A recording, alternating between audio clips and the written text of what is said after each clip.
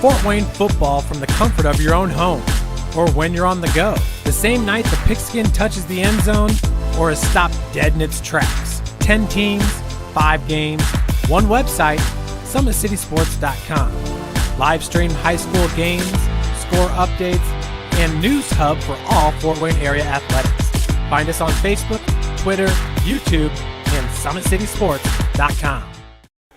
Kicking off for the Chargers, number 97, Trevor Burton.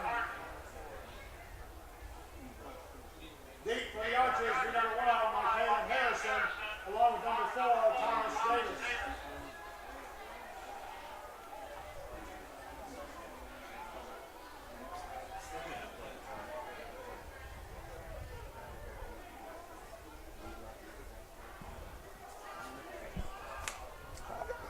Good evening and welcome to Jack Weicker Stadium on the campus of Southside High School in Fort Wayne. Tonight on SummitCitySports.com, it's an SAC matchup between the 3-2 Carroll Chargers and the Southside Archers here on their homecoming night. Alongside former Southside assistant and current University of St. Francis assistant Eddie Nolan, I'm John Nolan. Glad to have you along, and we are off and going with Southside in gray receiving, and they'll have solid field position here to start.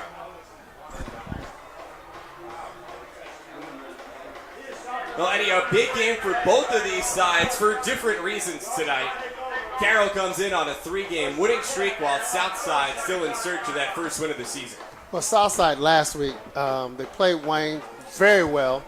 Michael threw for 274 yards, 3 touchdowns. Southside played one of their best games this year, and Carroll's on a roll, so this should be a good matchup tonight. It is Michael Stevenson who's at quarterback for the Archers tonight. Second consecutive start, and on first down, it's Omar Jackson, who had been the starting quarterback earlier this year for Southside. Now a dynamic weapon on offense who can be used in several ways. You know, Omar's a kid that, you know, he's a great slot back receiver. He can play quarterback. He plays defensive back. He's playing like 3 different positions, and this young man is excellent to watch. So we're now past the halfway point of the regular season. It's week number 6, but this weather here tonight feels like it could be week number 1. Hotter than it was for much of August. Our temperature here at the moment is 87 degrees. Feels like 93. What factor could that heat have on this game? You know, actually, I think these kids they've been hydrating a lot. I think they've gone through 2-a-days, and I don't think it should be that much of a factor. I think these kids are ready to go, and Southside is trying to get on track.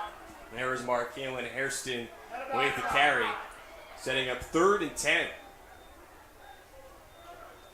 Well, the defensive unit for Carroll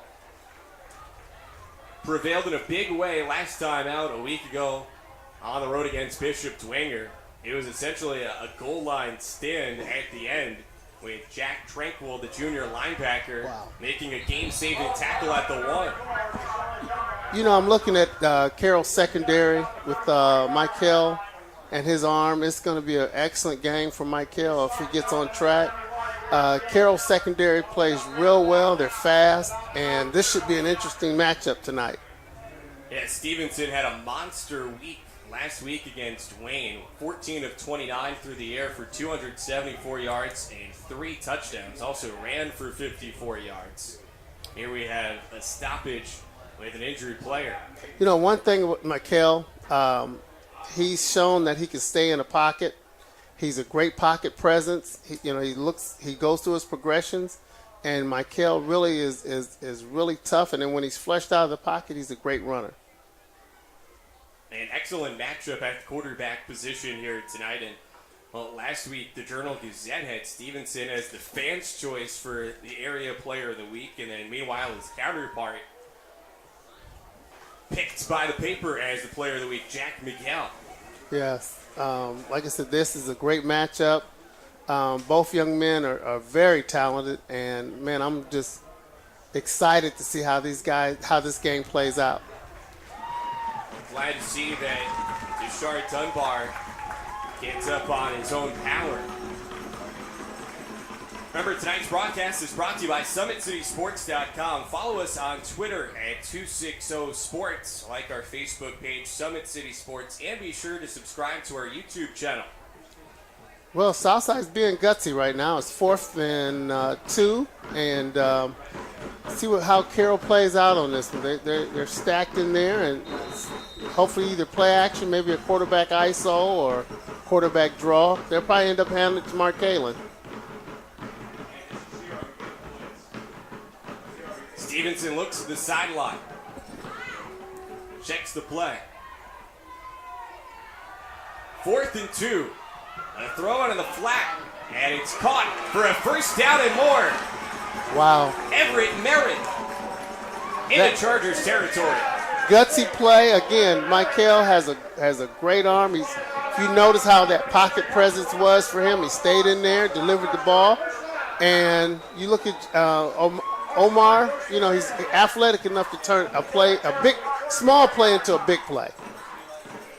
Fresh set of downs now for the Archers. Stevenson looks at the sideline, south side led by Roosevelt Norfleet. They go to the ground. Just kind of talking to Mark Kalen this afternoon. He had a little bit of an injury last week and the week before, and he felt he was running timid. So this week he said he's going to run a little bit harder. So let's see how he runs today. Hairston running hard there to set up 2nd and 5. Up-tempo offense for Southside. Stevenson going deep. Oh. Caught! Inbounds! Great catch by Omar Jackson. Had a little bit of a push off on that play. But again, that makes a great connection between him and Michael. Excellent throw, slight push off on the D, and great catch. Big time catch by Jackson, who is again transitioned from quarterback to playing at the wideout spot. And one thing, he had the presence of getting tight rope in that sideline to get in bounds for that catch. So it's a great job. 1st and goal from the 3 for the Archers. Hey. And with the play clock winding down, timeout. So, Coach, in addition to your duties over at St. Francis, you still work here at Southside. Sometimes if a team gets off to a slow start to the season, 0-5, you're going to have some heads down. But what's your sense of this Archers group right now? These young men, they're constantly working hard, and I don't see them getting down on themselves. The one good thing about them is they know that they're a really good team, and they can play good football if they just get consistent and they stop the turnovers. Just that last play right there, they only had 10 men on the field, and that's the tough thing for them to do. For them to win, they have to be consistent. But they played a great game last week against Wayne, and when they played Snyder, they played hard. So, these kids, are willing to work hard, and I'm seeing them giving 110%. They're not giving up, which is great. Yeah, they've had a pretty tough stretch to begin the season, taking on Concordia, Northrop, Dwenger, Snyder, and then Wayne last week. I'm not sure there is an easy game that you ever have in the SAC, but they played the best of the best here early on. Well, the game that got away from them was the Northrop game. I thought they had some momentum, and then they had a couple turnovers that kind of set them back. But, the Wayne game, they played real hard. Snyder, it was a great game for them. And I think with the addition of Michael at quarterback and Omar at receiver, man, these kids have been really energized. Like to see them get here and score a touchdown. It's 2nd and 3. I formation. It's a handoff for Hairston, and he's pushed backwards. That play kind of developed real slow. He's got to hit that a lot harder. He's got to hit that harder. And then these two blockers have got to get back up into the hole. But I think the backside pursuit is what caught him. And it's a Carroll defense that on the season has allowed 28 points a game. Of course, that average skewed, though, as they opened the season going 0-2. They fell to Bishop Lures and then ran into the juggernaut that is the Snyder Panthers. Play action. Run it. He can run it. Takes it himself. Yeah, 8 for 6. Great job. Again, Michael, when he's not only is he a good quarterback, but he's also a good runner. He played receiver when Omar was playing quarterback. So the young man has a great pocket presence and has a lot of poise. And if you saw when you saw that touchdown right there, you know he had the option of passing, but took the option of running and scoring. That was a great job by him. Yeah, poise, a word that really speaks to that drive for Southside, going back to the 4th down play on their own half of the field. You know, that was a gutsy call, but I think for that, with that, it kind of shows the energy that Southside had right now, and just that fact, taking that opportunity to even 4th down to go for it was great. Ben Macias on for the extra point, and it's good. That was a great drive by Southside High School, and now let's see what Carroll has to counter that. It's a good game tonight. First day of fall, but more like summer weather here at Southside on homecoming, and as an Archer alum, a special event here that you get once a year. You know, the homecoming has been great this week, and I think they had a big pep session today. The pep session fired the young men up, and it was great, and the young men did a great job. We had City Life tonight come in and do that, help do the homecoming pep session, and did a great job of firing people up today. And a quick start here for Southside. One of only 2 teams without a win at this point in the SAC, along with Northside. You know, I talked with Roosevelt and, you know, been talking to him during the season. And the one thing, you know, with Roosevelt, he's, you know, optimistic. He's really been working these guys. And even though, again, they've had these losses, the fact that these young men are playing much better and going down this part of the season, the toughest part of the game was Snyder. His kids, he's gotten them playing, you know, really hard right now. We'll see what kind of response the Chargers have.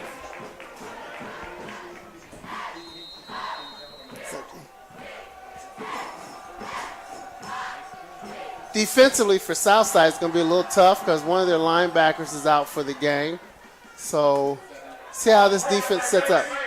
Blake Ely on the return for Carroll. Sheds 1 tackle to the sideline and thrown down just past the 35. Similar starting position for Carroll as to what Southside had on the opening touchdown drive. You know, with Carroll, they were in our team camp this summer, and Andy Papianis is the offensive coordinator. Carroll's coaching staff has done a great job this summer especially, and it's going to see with the speed that they have, I think it's really tough for teams to defend. On the season, averaging 29 points a game, 346 yards per game for the offense led by the senior quarterback Jack Miguel, who's back to pass on 1st down. Deep throw, and it's hauled in. Justin Becker. Again, you know, you see the speed of Carroll. You know, their first play, they run him on a post, and he gets right behind the secondary. And one thing about Justin Becker, he's probably one of the fastest young men in the city. And with Carroll, their 4x1 relay won the state finals in the 4x1. They have 3 of those young men, I think, on this team right now. Their running back, Cam Shank, another member of that 4x1 team. And it's Shank who gets the carry inside the 10. Carroll in the red zone, the Parkview Sports Medicine red zone. Parkview Sports Medicine is a proud supporter of Fort Wayne area athletics and its athletes. Parkview Sports Medicine can provide the training, treatment, and education you need to advance your sports game. Have questions about injury prevention, sports nutrition, and more? We've got you covered. That's Parkview Sports Medicine at parkviewsportsnetwork.com. Miguel, Oh, nice throw. incomplete. Just a little high. Again, Carroll's quarterback throws a really good football. That one just got away from him a little That bit. was intended for Jonathan Becker. It's the Becker twins who are the senior standout wide receivers. Justin, who had the big catch, and it's averaged 110 yards receiving per game this year. A team high 4 touchdowns, and for Jonathan, not bad at all. Not a bad. pair of touchdowns this year, averaging 32 yards a game. Again, they do a great job, and again, the speed of Carroll's is scares teams.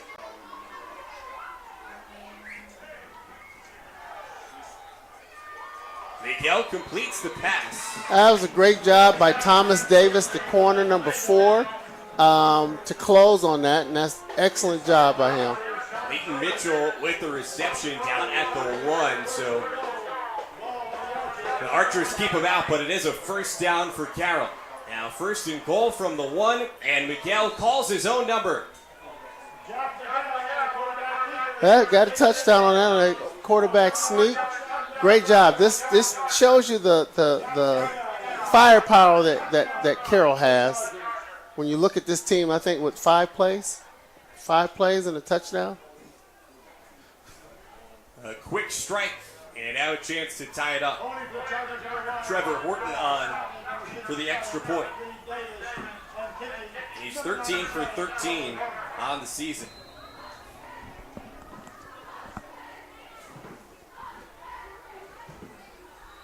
Great job. Tied game. It's 0-0 now. Almost halfway through the first quarter, and both offenses successful on their opening possessions. Again, that shows you how powerful this team, Carroll's offense is, because, again, their first play from the line of scrimmage is a deep post to Justin. And I'm telling you, man, this goes like this to be a high-scoring game tonight. I know you said you think both teams have done a good job hydrating throughout the day here, with the temperature feeling like it's 93 here, even past 7 o'clock. Do you think one side of the ball has an advantage on a hot night like this? I think Carroll probably has a little bit more of an advantage because the depth, the numbers that they have on the team. They don't have a lot of two-way players. And, when you have a lot of two-way players, that can wear on you during the course of a game. Yeah, Carroll is 6A size school, student body more than 2,100. Southside, a 4A school enrollment around 1,300. Yes. Again, they got 2 young men in the back that could potentially take it to the house, and one good move. Kari McGraw and Markaylin Hairston on the return team for Southside. So in trouble corralling that. And this time the Archers won't have quite the same field position. Kind of a mistake there because they allowed that ball to hit the ground, and they lost probably 15 yards due to that ball hitting the ground. So Southside's got themselves in a little bit of a hole, but again, let's see how this plays out.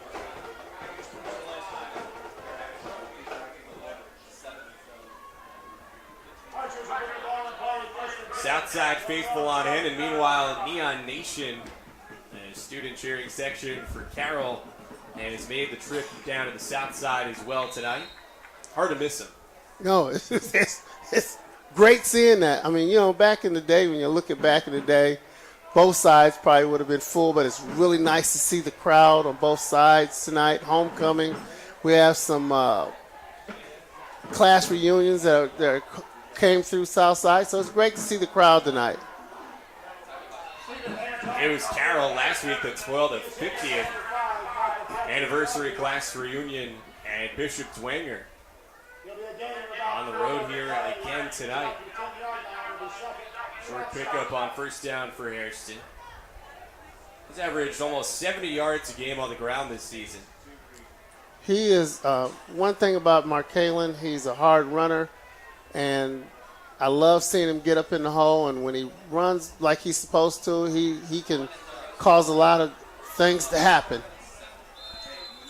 And in the flat, and that one's complete. And we got a first down to Southside again. They're taking what the defense is giving them. They're not trying to go deep. They're just taking the short first downs, and second downs, and they're trying to move the ball that way, and they're doing a good job right now. Tajon Smiley favoring with the catch. Getting away from the shadow of their end zone.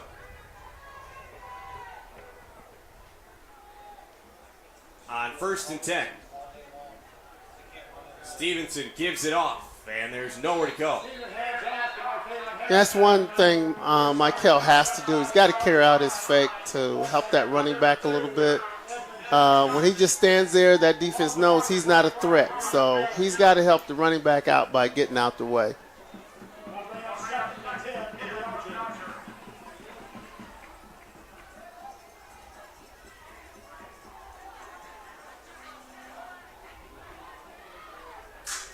Again, Coach Raines is doing a good job of calling plays tonight. Man, these guys are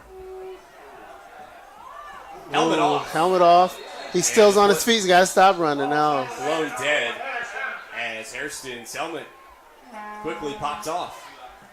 Again, this young man was stopped dead to right, and the strength of his legs and the power that he has, he was able to work out of that tackle, but he lost his headgear there. So he's got to come out one play. 5'10", 195-pound senior back. So 3rd and long now for Southside. Tough situation for Southside right here. Again, Michael's arm is strong enough.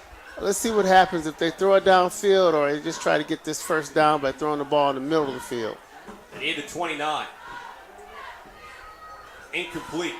That really was a penalty. Could have been a penalty because the receiver was blocking before the ball was thrown. Had he probably the receiver caught it, then it probably would have been a penalty. It's the viewpoint there of a defensive backs coach, huh? Yeah, hey. The offense, as a DB coach, and the offense always gets the advantage, but you like to see good defense. And you like to see good offense. And, again, I'm seeing both tonight. Southside, again, is short a player. And they don't have a lot of time on the clock. Inside of 5. Caleb Aquino, the punter. Just happened to get it away. And a nice boot, a fair catch is called by Justin Becker. And the Chargers will start in Archer's territory. Punting that this last time was Javier Pedrosa, number 90, 93. He's also a soccer player. But he did get a 30-yard punt, and, again, good field position for Carroll. So let's see how Southside's defense steps up here. Yeah, what does Southside's defense need to do differently here on this drive? On this drive here, Carroll is kind of, they have with the mix of the run and the pass, Southside's got to stop the run. And they gotta make plays as far as keeping this team from going deep also. So let's see how Southside plays out. They have some speed, but again, Carroll's also fast. There was Cam Shank, the senior running back, plugging his way forward.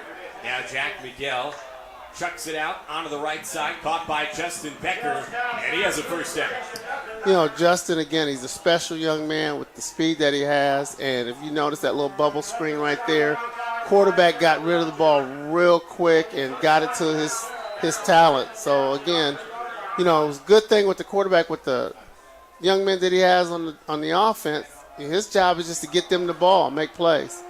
Shank, nice through the middle.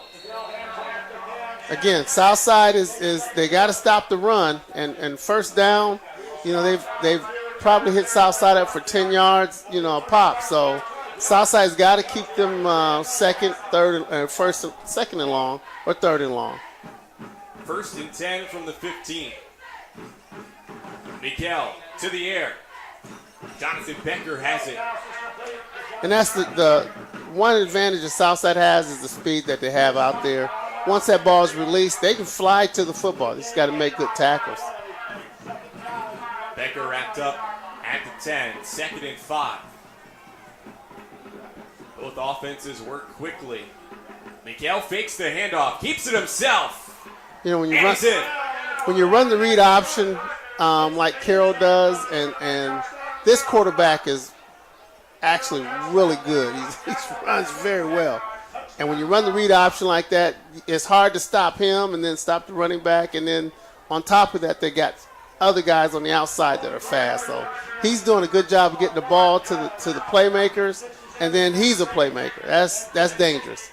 Miguel shows that he can beat you in a variety of ways. He's really on some kind of a stretch right now.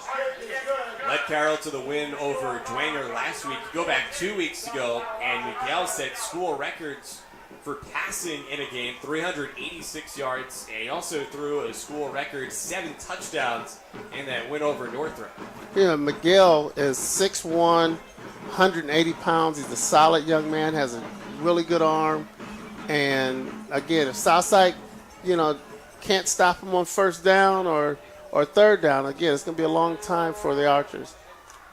And Miguel's provided great leadership for his team this year, too. Says he aspires to become a Navy SEAL one day. Wow. He's built like a Navy SEAL now. And SAC defenses are witnessing that. So 14 in a row for Carroll. And it was Trevor Burton who converted on another extra point. Well, they're doing a good job on the kickoff. I hope Southside's returners move up a little bit because he's not kicking it deep. He's kicking it short so that the ball can hit the ground. He's doing it again. Okay, here we go. They're letting it hit the ground. Hits the ground, and it's a touchback. Huge mistake, man. You can't let the ball hit the ground. They have to field it. What's the benefit of catching that? Well, again, you have speed back there. And if they catch it and hit one or two holes here and there, they can get down, get better field position. Yeah, they'll start at the 20, but you like to see your returners with the speed get the ball and try to get it up a little bit further toward midfield. So the Archers instead will start at their 20. Thanks again for joining us here on SummitCitySports.com with Eddie Nolan. I'm John Nolan. Week 6 in the SAC. Michael Stevenson. And Michael can run that read option the same way. He's a good runner. He's got to keep it a couple times because teams will key on Markalen to try to stop him, and Michael has to help that running back out by either keeping it sometimes, and there's times that he's giving it when he needs to keep the ball. 2nd and 6. Couple wideouts on both sides. Got a flag here, illegal procedure. First flag on either side tonight.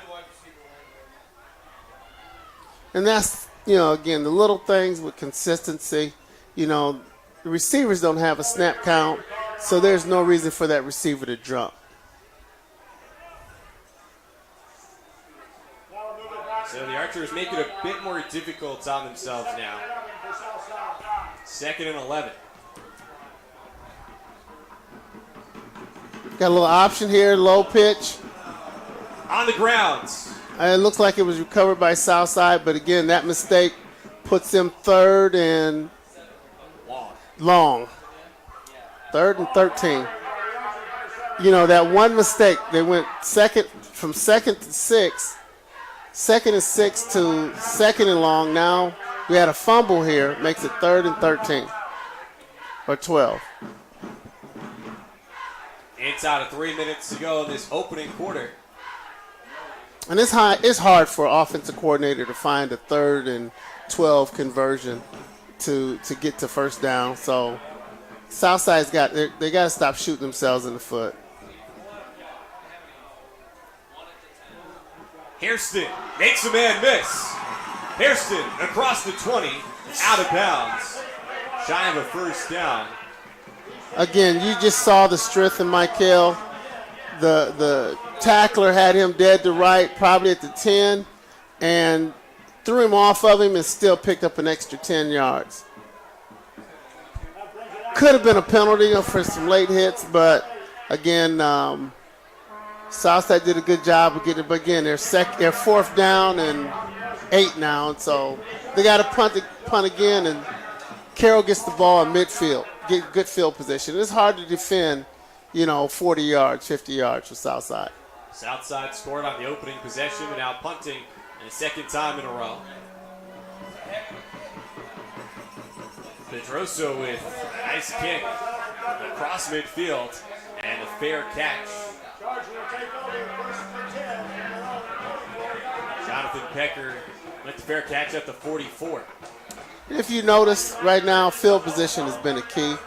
It's really important, and Carroll owned the field position half right now.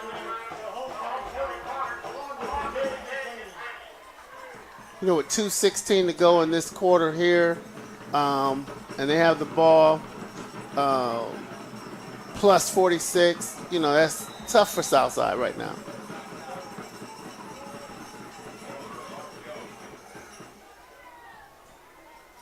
Jack Miguel back to work. Quick pass to Jonathan Becker. Stays on his feet. First down, Chargers. If you saw that move I just saw right there, that was this young man did a couple steps and accelerated and picked up the first down. That's 1st and 10. There again, that's hard to defend if you can't stop him on 1st and 10. Now 1st and 10 from the 45. It's outside territory. And another completion for Jack Miguel. That time he hooks up with Nathan Harris.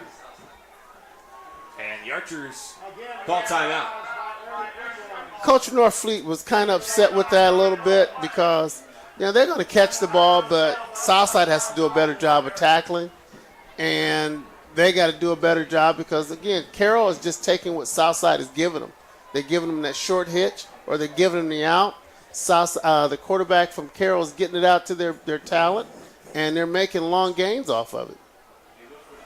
They had that quick, big hit on their first play from scrimmage, but ever since, the quicker patterns, and it's led to similar success. Yes. Again, you look at the second plays now, it's 2nd and 1, 2nd and 2, maybe a long one, but they're keeping the field position, and their first down, they're getting 8 to 9 yards a pop.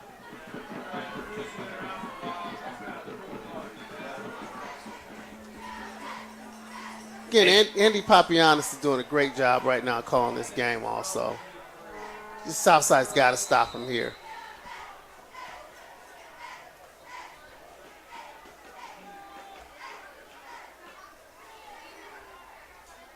On 2nd and 1, Miguel is taken down. Great job of following through on that sack for Isaac Johnson, number 57. They call him Tarzan. He's got a long body, and he's a great athlete, and he's a great student. So it's kind of glad to see him get that sack. But again, if Carroll has time to throw, they're in trouble. But that was a great sack by Southside. The senior's 2nd sack of the season. Tarzan, huh? Yes. 3rd and 3, and Miguel keeps it. Again, Miguel is got a lot of power. And I saw a Southside tackler hit him on the legs, and he just kept moving. One good thing about Isaac Johnson, we'd like to see him play at St. Francis. If he's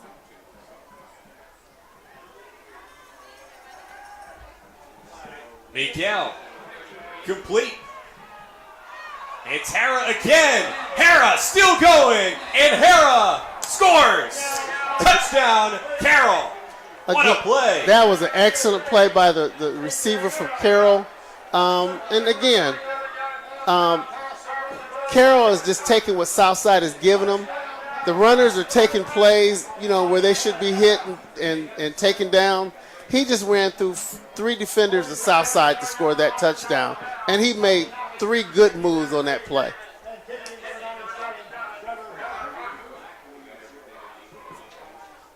Hara came into this game with 8 catches on the season for 52 yards and 1 touchdown. He's got his 2nd And Carroll leads 21-7. Again, if Southside makes those tackles, if they run through those ball carriers or the receivers, that's going to help them during the course of the game. But they're missing tackles, they're dropping their head, or they're trying to do arm tackles, and it's hurting them right now. And Southside's got to keep playing, and they got to be aggressive and play a little bit more physical at the back end of this game.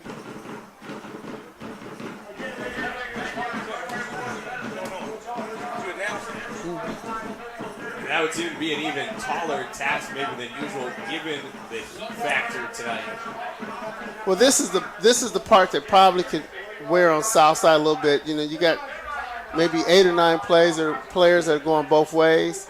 Some of the defensive players are on offense, and it's 21-7 with 1 minute and 1 second to go in this quarter, and Southside is dragging just a little bit. So the heat could be a factor right now. Got a beautiful sunset out towards that end zone on the left side, but nevertheless, still in the 80s and feeling about 90. Yes. Slight breeze coming into the press box. Yeah, it's a little breeze. Okay, now here we go. Make a move. Markalen Hairston still going. Boy, he told you that he wanted to run hard tonight. He wanted to run. He has demonstrated that. He's done it. Again, if you notice when they field the ball on the kickoff and you get the ball to their hands with the good runners that they have, man, they start their offense now at the 35-yard line. And that's what you want to do. You want your athletes to get in there and be the athletes that they're supposed to be. This is about where Southside started to begin the game, and that was a successful opening drive. Archers went up 7-0, but now 3 consecutive touchdowns for the Chargers. Final minute of the first quarter. And the thing about Southside, if they keep playing, they're still in the game.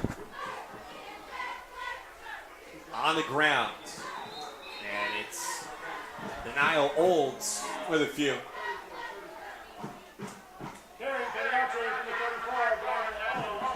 Then they're giving Markalen a break a little bit, and if they can buy him some time a little bit, I think he'll get rejuvenated and get back in there.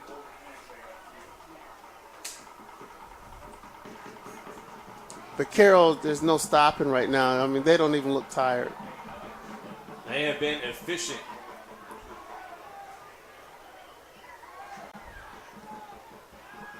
Play action. Deep ball. Caught. A big gainer for the Archers. You know, again, you see that the power, the strength in the arm of Michael, and he just threw the ball to Everett, and he made a play. He also is a heck of a receiver. He's also a good basketball player. Everett Merritt, the junior. And that brings us to the end of the first quarter here at Southside. Carroll leads 21-7 here at the end of the first quarter. We're back with more on SummitCitySports.com after this. How do you design one of the most advanced ERs in the country? At Parkview, we did it by focusing all our attention on you, the patient, by involving doctors and nurses in the design process, by creating quieter, more private spaces, and by leading the region in heart, stroke, and trauma care. This is not your typical emergency room. It's Parkview. In an emergency, isn't this where you'd rather be? Parkview, your partner in health.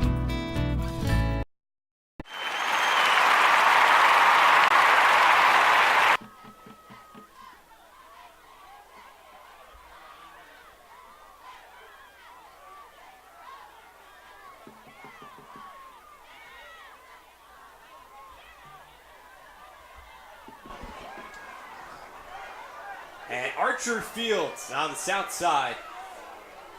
Southside trails Carroll 21-7 here, week 6 of the SAC. Glad to have you along on SummitCitySports.com. And don't forget you can follow us on Twitter at 260sports, like our Facebook page, Summit City Sports, and be sure to subscribe to our YouTube channel. Other live games being broadcast right now and archived as well. Southside is driving, and on 1st and 10, they go to the ground. to Kalen Hairston, who continues to run hard and have success. Again, he has a lot of power, and if you notice how he just ran through that the DB, if he runs hard like he's supposed to all night, he's going to be tough to deal with. And it just shows you Southside's still in this game. It's 21-7, but one or two throws, they're downfield now, and it's at the 20-yard line. Big drive here for the Archers. Trying to stop the 21-zip run for Carroll. Stevenson. Incomplete. Again, that's a strong arm, 20-yard throw, and to the outside shoulder of that receiver. You know, he couldn't get around to make that catch, but it was a great throw.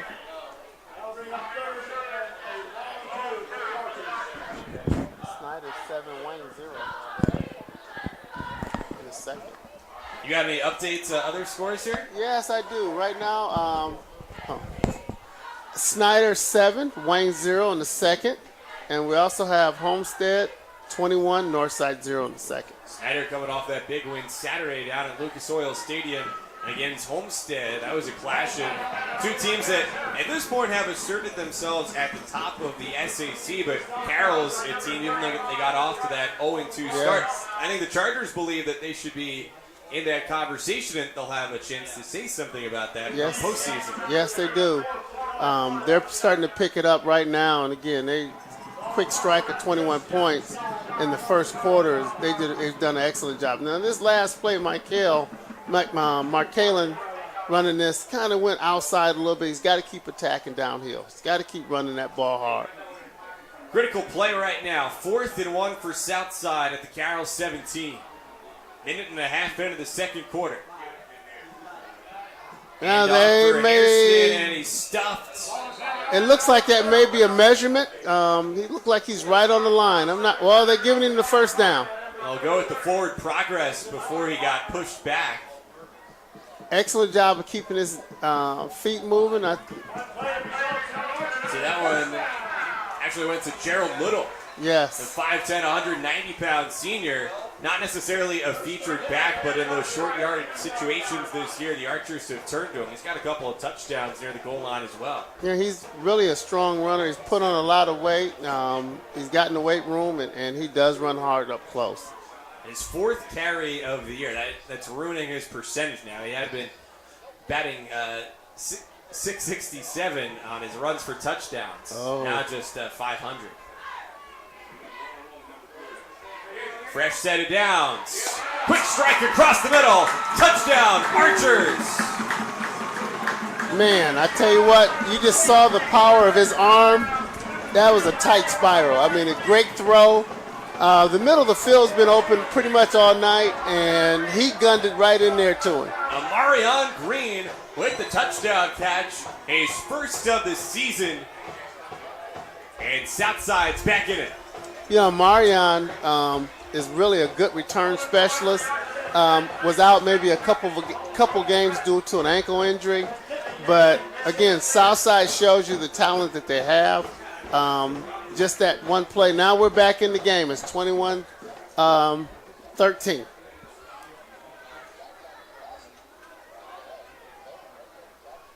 To make it 21-14, the extra point Hey, sneaks over.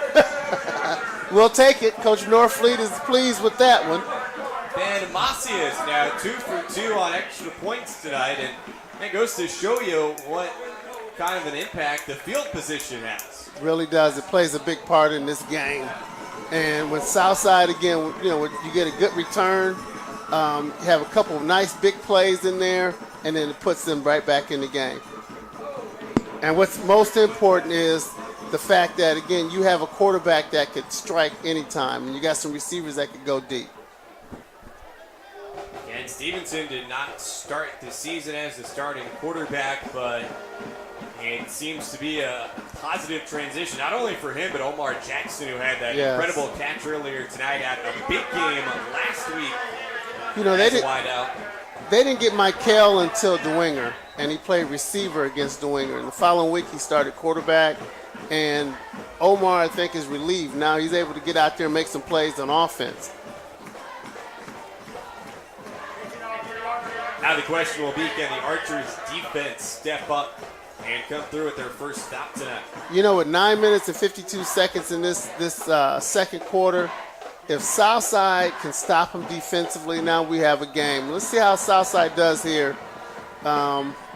If they get a good return here, and you don't want to start out in midfield. Squib kick. Pops up at the 30. You know, again, you start right here on the, the 48-yard line, going in, and again, you don't want to give Carroll this kind of field position. You don't want to. There's Gabe Klingler who hauled that in and brought it out to the 47. You know, again, Southside has enough speed athletically to go down and cover those, but you got to have better kick on that. Can't let them have the ball every time at the midfield. Well, Carroll started its last possession at the 44 and quickly turned that into 7. It's Jack Miguel's turn now. See again. Miguel steps up, and he's wrapped up, and he's taken down.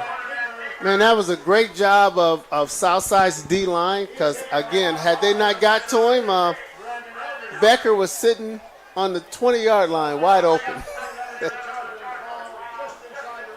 Which one? Justin. Justin and Jonathan, the twin standout wide receivers for Carroll.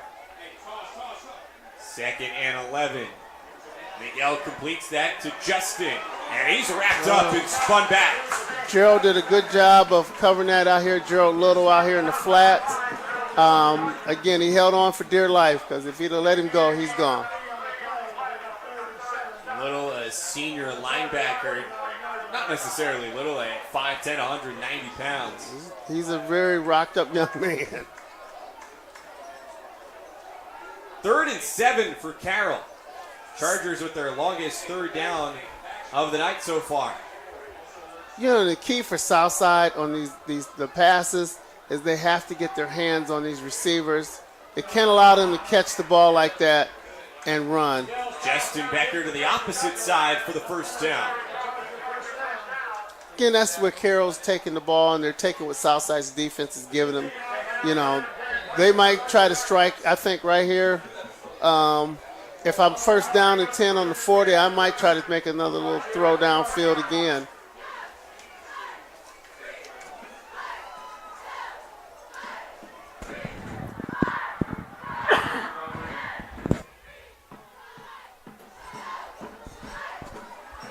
Pump fake. Here we go. Deep ball. Again, Becker. In stride. Touchdown. Oh, he's at the 1. 39 yards. Sets up 1st and goal from the 1-inch line. Again, great field position. You know, he's been open all this time. You know, 40-yard line, and again, you can see it. You know, if they would have got the quarterback a little bit, it would have helped them. But again, Carroll is going to be a big strike team, and then the quarterback's big enough and strong. He's going to run it in. And it's a hat trick now for Miguel. His 3rd rushing touchdown tonight to go along with 1 passing touchdown so far. And this high-powered Chargers offense has put up 27 already here through not even 16 minutes. And you can see the speed of Jonathan Becker when he got behind the receiver. Perfect throw. I mean, he threw a tight spiral on a rope to Becker to get him down to the 1-yard line. Great job.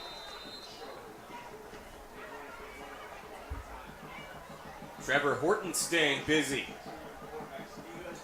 And he remains perfect on PATs. You know, field position, we've been talking about that here just a little bit tonight, but field position is really important, and Southside has to do a good job or a better job of keeping them down there inside the 20, and they have to do a better job of stopping them in the secondary.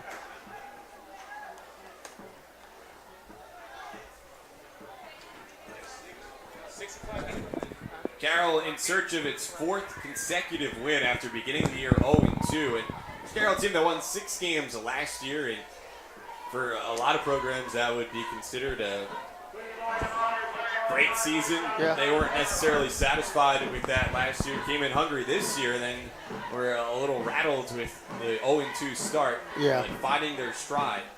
They are starting to pick it up. You know, again, I saw them this summer, and I think they were trying to find a little bit more identity, and I think they're starting to find that now. Seeing some potential future Cougars. Meanwhile, I know St. Francis, you guys on your roster, you've got players from both of these schools. Oh yes, we have some talented young men on the team that played at Carroll, and we have a few kids that from Southside are playing together. It's homecoming here at Southside tonight. Again, you saw Mark Kalen, he's running a lot harder today. You notice that he almost got it out, just one tackle away from taking it to the house. Attempted to keep his balance. Tripped up shy of the 30. Speaking of homecoming, though, a big homecoming for the number 1 team in NAIA tomorrow. St. Francis at home against another ranked opponent. Yes. And St. Xavier from Illinois tomorrow night at 6 o'clock at Bishop Darcy Stadium. It's going to be a big game. Homecoming, you have a lot of alumni coming back. It's going to be hot. St. X always plays us well. You know, they're a good team, good coach team, and it's going to be a battle tomorrow. Got a little horse collar on that one. Michael Stevenson dragged down. No flag, though. No flag, but he did have a little horse collar. But that shows you the speed of Carroll's defense also, to run that down.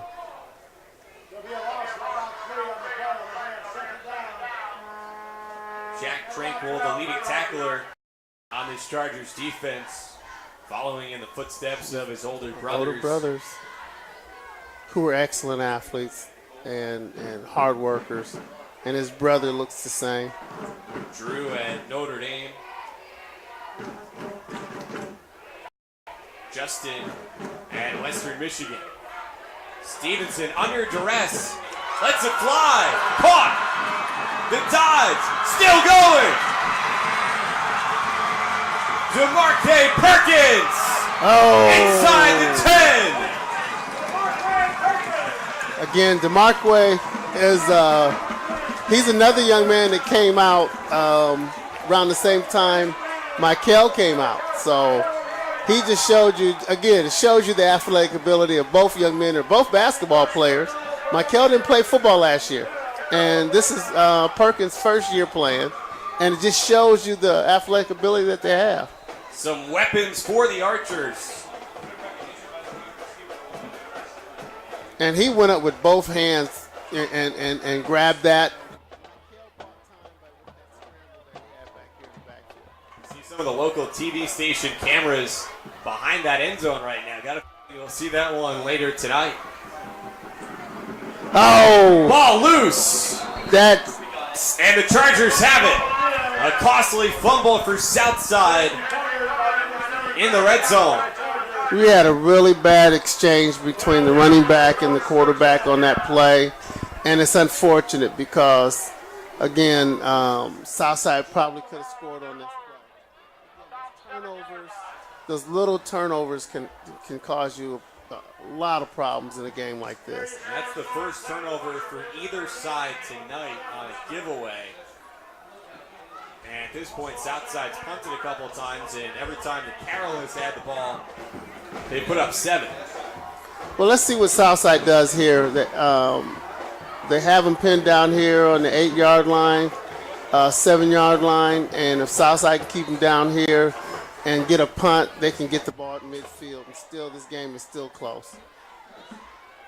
So it's the first time tonight that Carroll doesn't have superb field position. Miguel throws. Deep ball just out of the reach of Justin Becker. Otherwise, that would have been a long touchdown. You know, he just kind of outthrew that one, overthrew him just a little bit. But again, you just saw the speed of Justin. It's just incredible. You coach track here, so yes, you've seen that speed off the For turf. 4 years, I've seen Justin Becker, and he's been a hard worker, and it's great seeing him run. You know, I just hate that. I always try to talk to him and tell him I'll give him a green jersey and he can run track here. Jonathan Becker with the green light makes the catch. 3rd and 6 coming up for Carroll. You mentioned that 4x100 relay team for the Chargers last spring. They came within 0.2 seconds of the state record. Yes, and all those young men, they worked hard all season. In all actuality, we were second to them for a long time. And we went to state in our 4x1 this year. Good tackle by Gerald. Completed to Cam Shank, but shy of the first down. And for the first time tonight, the Archers defense comes up with a stop. Again, this is where we talked about a little bit field position.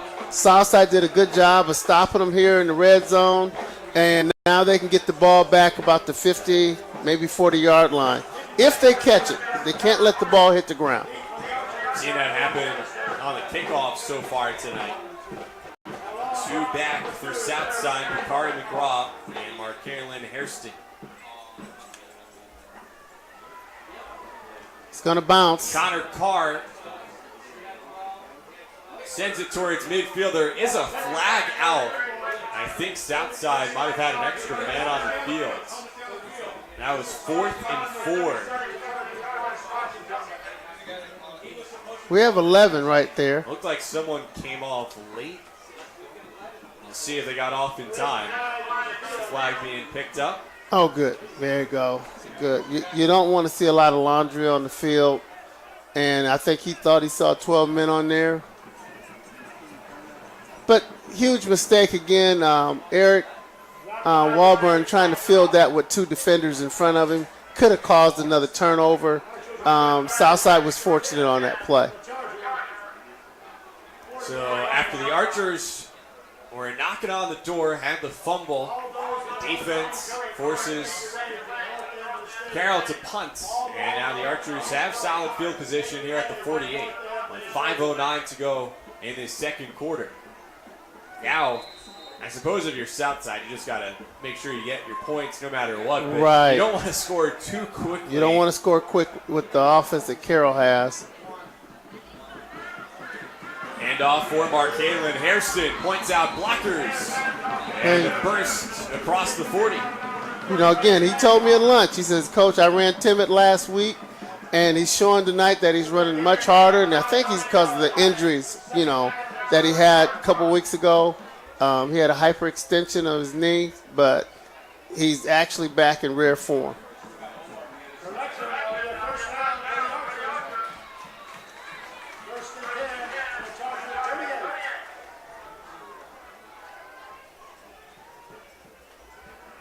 You know, Southside's in 3x1 right now. Play action. Deep pass. Caught. Touchdown at Southside. That play action set up a lot of things for Southside. You know, everybody on the line of scrimmage, even the linebackers, they came flying up and left that DB on an island by himself. And again, just shows you the arm that Markaylin has, and that was just a big throw. Everett Merritt. And another answer from the Archers at home. You know, I gave Everett Coach Pat Donnelly line today, and his job is to catch, squeeze, and tuck. Sounds like he executed it there. Yes, he did.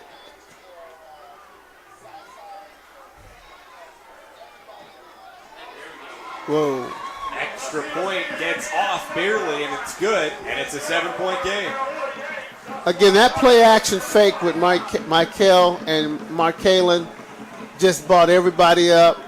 And that's what happens when your running back is running hard, and that play action is going to get you a touchdown every time. And it's amazing with Stevenson, by the way that he carries himself on the field, you'd think that he is in maybe his second season as the starting quarterback here and not just a couple weeks into it. Right. You know, he's picking it up. Again, Everett Merritt, is a basketball player. You got Perkins on the basketball team with Michael as the starting point guard. So, again, that helps Southside a lot just now with the talent that they have. Now, hopefully, we get the kicker to kick it deep and not make a mistake so that Southside can play inside the 30-yard line. We're not all that far away from basketball tryouts, although on this night in particular, it seems like it's got to be so far away because yes.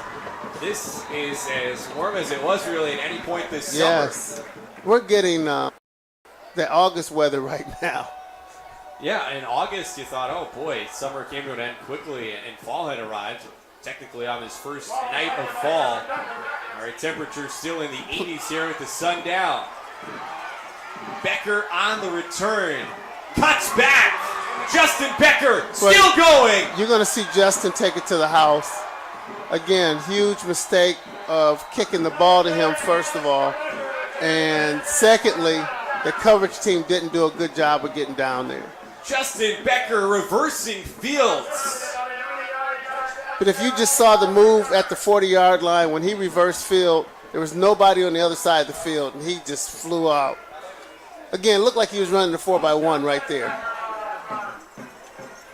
No baton, but the ball and his possession across the goal line to make it 34-21. I'd rather see the kicker just kick it up in the air and somebody fair catch it to the second or the third line. I wouldn't kick the ball to Justin. And in that case, I think Justin covered more than 100 meters. Yes.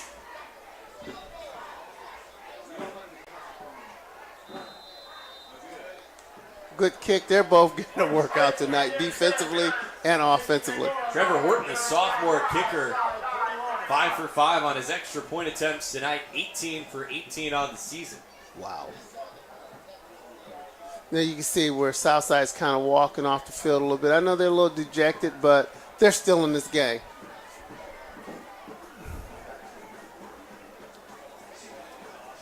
If they can limit the mistakes here, they can still stay in this game.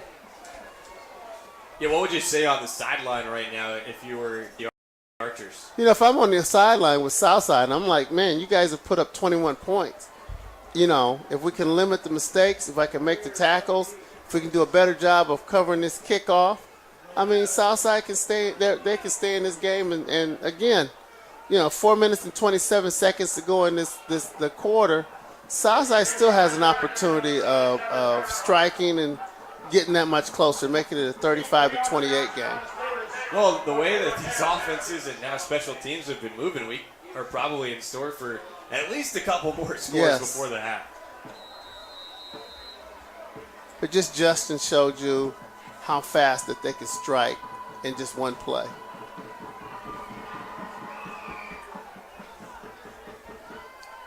Mistake. Can't let the ball hit the ground. Touchback. We've got enough points right now for, in some other places I'm sure tonight, to have a final score. Yeah. Still about 4.5 minutes to go before halftime. It's a lot of time left, you know, and again, Southside was 1 or 2 plays to score, but, you know, see how we do right here on this series. You know, if Michael, you know, delivers the ball like he's been doing all night, it's going to be a long game for Carroll's defense.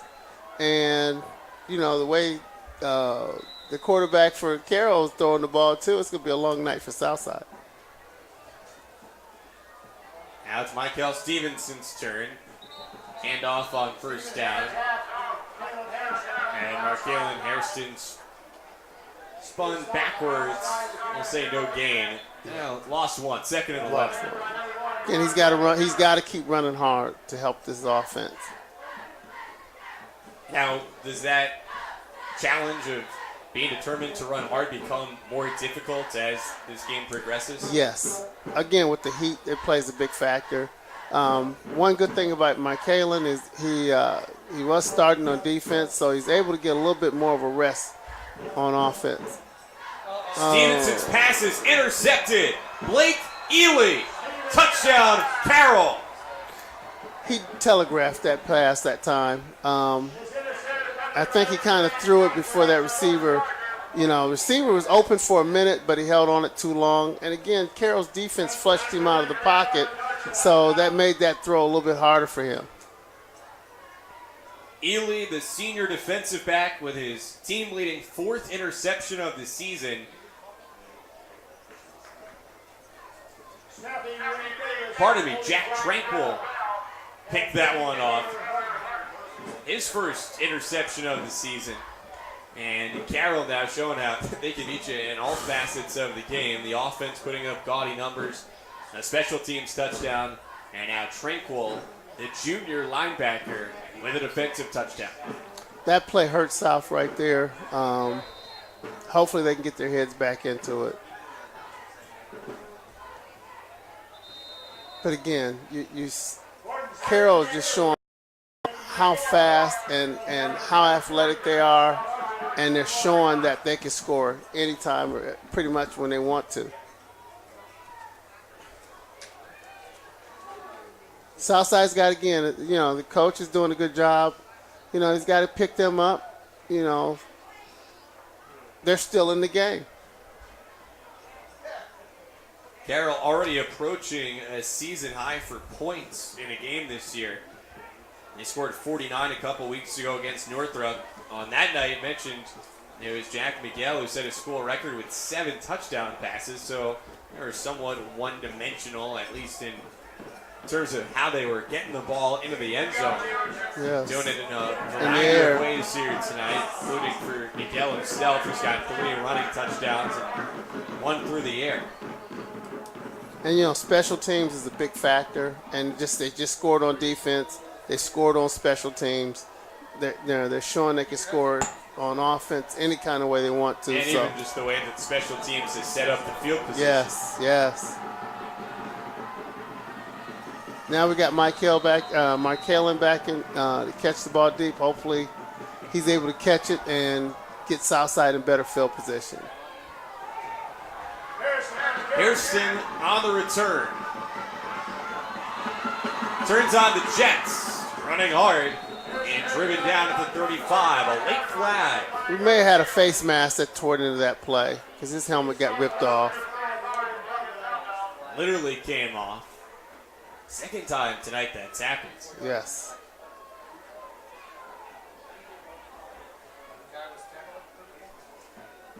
Face mask. Again, with 3 minutes and 32 seconds to go in the game, in the quarter, Southside's going to have the ball right here at about the 50-yard line.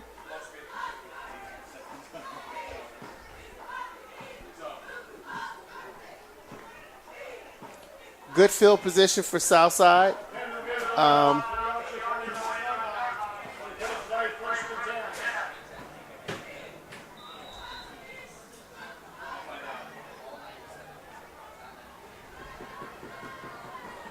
Spotted at the 49. Handoff for Olds. Gets a yard. In case you're just joining us, Southside got the ball first tonight. Marched down the field and scored on a Michael Stevenson 5-yard run. Big play on that drive was a pass from Stevenson to Omar Jackson, who tippy-toed down the sideline, made an acrobatic leaping catch. Yes. But Carroll had a quick answer at the 6:51 mark of the first quarter, equalizing. Southside had a punt on its second and third possessions, and meanwhile, Carroll both times scored touchdowns. Whoa. Nice hit by number 3 for Carroll. Jack Tranquil. Tranquil just had the interception for the touchdown in the last possession. Well, you see a young man that's got a little bit of an injury, or number 23 right now. But if you can see the heat that's playing a little bit of a factor, both teams are a little winded. It's Ray Vollmer. He took a little bit of a shot. I see him trying to shake it off. And that was a good job of Southside. Now they go second and third and long or third and short is better for the Archers.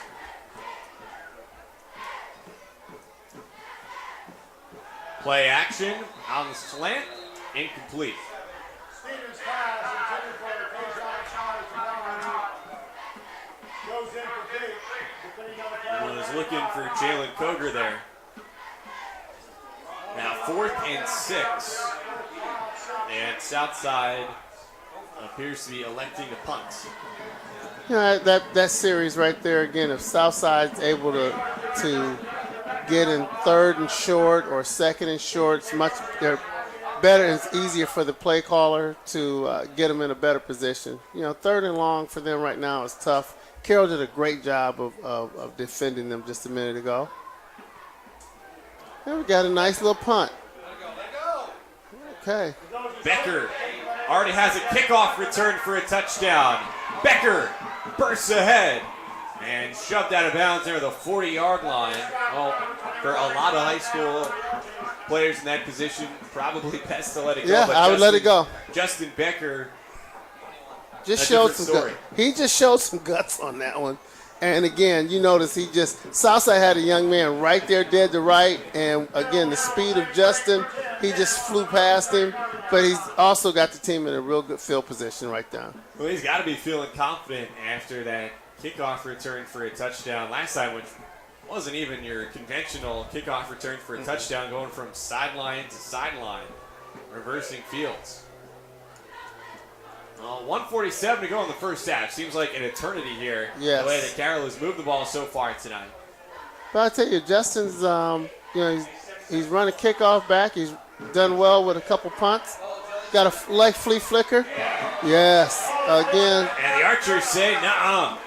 No flea flicker attempt there. A big loss instead. That was Brandon Eldridge. Again, this is Brandon Eldridge's first year playing football. And I think this is like his 3rd sack of the season.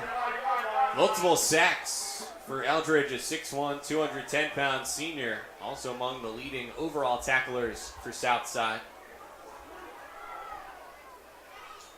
Miguel's pass is caught inbounds, short of a first down. Clock continues to roll. You know, I think Carroll right now is just trying to take what Southside is giving them. Southside's going to call a timeout to try to get some time on the clock to see what they can do. Because, again, it's 3rd and long. You might see a screen here. But Carroll's probably going to try to get this game to where it's, 0-0. Not 0-0, but to the point to where they can get in at halftime and regroup.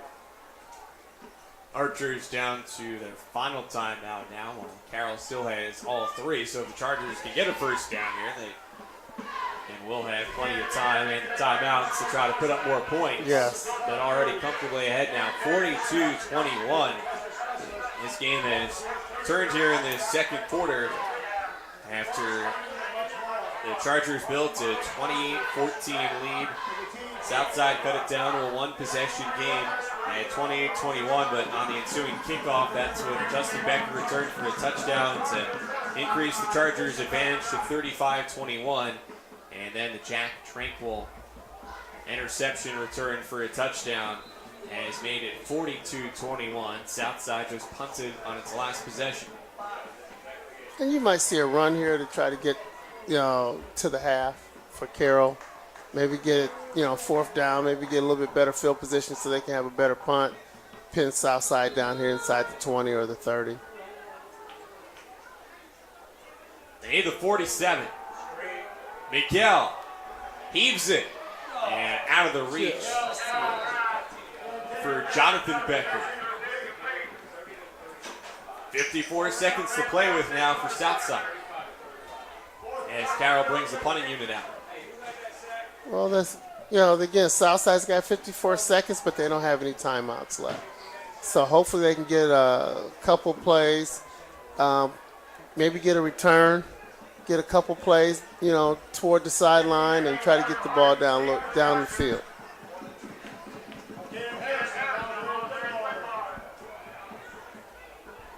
Punt angled out of bounds. Well, it didn't help. Right there for Carroll. Gave him good field position, kicking the ball out of bounds, plus it stopped the clock. So he didn't get a lot of time off the clock.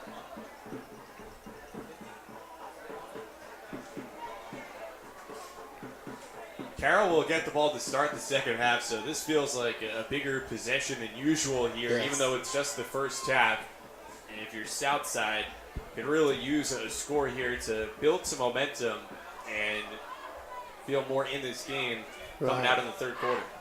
I think Southside right now also is feeling good about themselves, putting up 21 points in the first half. So again, if they can get a couple points here, at least they can go in at halftime and say, hey, we can play with this team, but we have to stop them also. Cal Stevenson looks left, now goes to the right. Incomplete. That time he was looking long, but, they have enough time on the clock where they can throw those little short curl routes to the sideline and get the ball a little bit closer. Trying to find Amarion Green, who had a big catch earlier in this half. One thing I'm seeing tonight, though, is I'm not seeing a lot of young men cramping or coming off the field also. Yeah, and kudos to the athletic training staffs on both sides.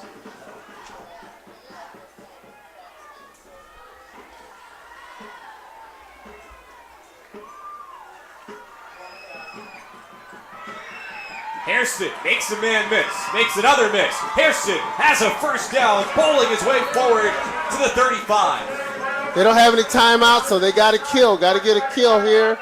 As soon as they set the chains, they're going to start the clock. So I think he's trying to get a kill. Half minute to go in the first half. No kill, instead play action, and the pass is incomplete. Just a little bit. Try to climb the ladder. But it stops the clock also. That helps. 21 seconds to go, and Southside 34 yards away from the end zone. They had a little out and up move up there by the receiver, so, if he'd have completed, they probably would have got the ball on the 10-yard line. Did a good job of getting out of the pocket. He's got great pocket presence. I mean, he's trying to stay in there and deliver the ball. Looks extremely comfortable and confident here, even in a pressure situation with the clock ticking at the end of the half. And his team down by 21. Stevenson bounces, throws deep, and it's caught. Touchdown, Archers, 34 yards. Again, if you saw, that was probably a tightrope pass right there. And receivers got behind the DBs, man. I'm telling you, Michael gets the ball out. Everett Merritt again with a phenomenal catch after a terrific pass from Stevenson, and the Archers won't go away. And that DB was all over him. That was a great coverage, good throw. Everett is again, catch, squeeze, and tuck. He's doing a great job. Extra point is good. Well, the offenses are even at 28 tonight. Carroll, though, with a special teams touchdown and a defensive touchdown. And the Chargers have a 42-28 advantage with 14 seconds to go. But no matter what, and forget about what happens even in the second half here tonight, I think you got to have a lot of positives to take away from this game if you're the Archers. You again, 28 points in the first half. I mean, and I'm, I don't know the yards or the stats, but Michael has thrown some excellent balls. I'm sure he has to be well over 200 yards passing. It's the first time that Carroll has allowed more than 24 points since week 2 when they played Snyder. Wow. Well, let's see with 14 seconds if they squib it, because they squib kicked the last one to Justin, and he took it to the house. So, if I'm Southside, I'm not letting Justin touch the ball.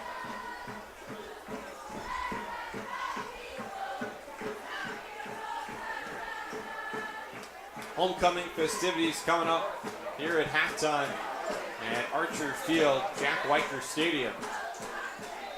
We have certainly had plenty of action here in this first half. Yeah. I'm going to have to go get some water here pretty soon. You read my mind on that. Another squib kick. scooped up by Blake Ely. Better job Ely's of brought cover. down at the 25 with 7:6 to go in the half. They did a great job of covering that one. But again, I'd be leery because, the quarterback for Carroll has a strong arm and he might take a shot. I don't know. But if it's me, I hope he runs the ball to get us to the half if I'm Southside. If you're, and as a defensive backs coach, what do you instruct your guys here in a situation like this where essentially the other side's got to go for a Hail Mary? Get deep. But Southside is putting a young man back. He's putting Amari on, which, he's putting him about 20. He's putting him on the 40-yard line. So they're expecting him to, he's trying to throw it deep. Pass is caught with 2 seconds to go in the half. But they have everybody sitting back deep for Southside, and he's throwing the ball to stop the clock. It doesn't take much to throw that ball deep again and get a nice touchdown here. Leighton Mitchell with that first down catch. If I'm Southside, I know they got everybody deep, but you never know. You can get a Hail Mary here or hook and ladder, the old hook and ladder. Carroll's being aggressive, offensively.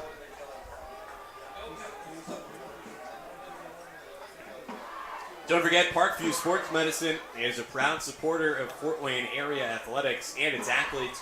Parkview Sports Medicine can provide the training, treatment, and education you need to advance your sports game. Have questions about injury prevention, sports nutrition, and more? We've got you covered. That's Parkview Sports Medicine at parkviewsportsnetwork.com. Well, Southside added another defensive back. So we have 6 DBs in the game versus quads right now. All on our side. So we're looking for a Hail Mary. He's got a strong arm. And Jack Miguel is picked off. Ball loose. And the Archers smother it. And interception, fumble recovery. And so nothing doing. Nothing doing. At the end of 24 minutes, it's Carroll 42, Southside 28. Southside is going into the locker room with some momentum. They're jacked up because they've put up 28 points against a good football team. And Carroll is still steamrolling with 42 points, so it's a good game right now. We'll see what the second half has in store. Stick with us. You're watching Indiana High School football on SummitCitySports.com.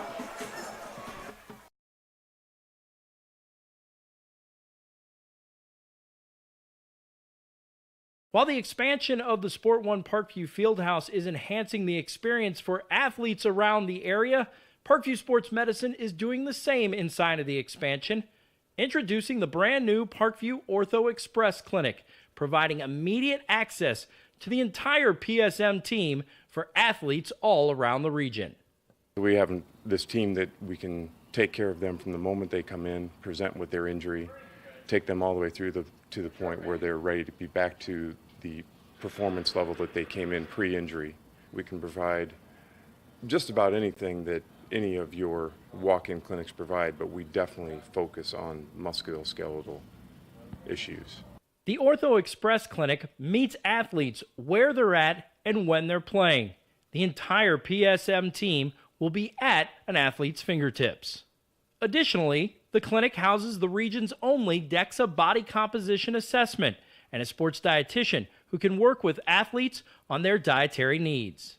Some athletes, it might be a difference in their starting position. They might see a number and say, wow, I had no idea that was my body composition. How can I change this? And sometimes just seeing numbers is more motivating than just talking about, maybe their calorie amount that they're taking in. The advantage of the Express Clinic is the diversity of the hours. So people who have non-traditional work schedules should be able to get in. I think having athlete access on the athletic trainer side in the trenches, so to speak, and having them be able to get a hold of us or maybe send us a note and saying, hey, this patient's coming in, this is what I'm worried about, and gives us a heads up. Whether it's the use of treatment tables, the radiology room, cold whirlpool tank, or the traditional exam room, the Ortho Express Clinic gives patients a seamless experience all under one roof.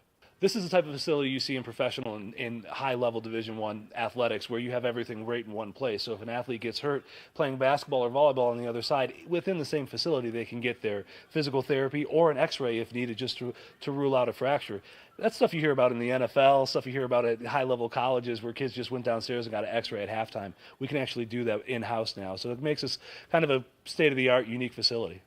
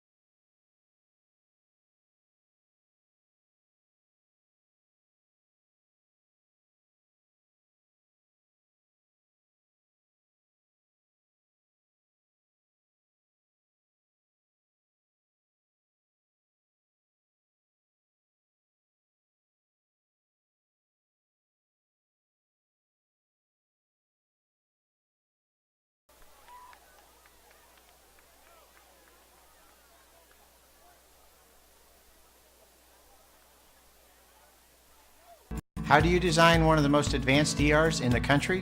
At Parkview, we did it by focusing all our attention on you, the patient, by involving doctors and nurses in the design process, by creating quieter, more private spaces, and by leading the region in heart, stroke, and trauma care.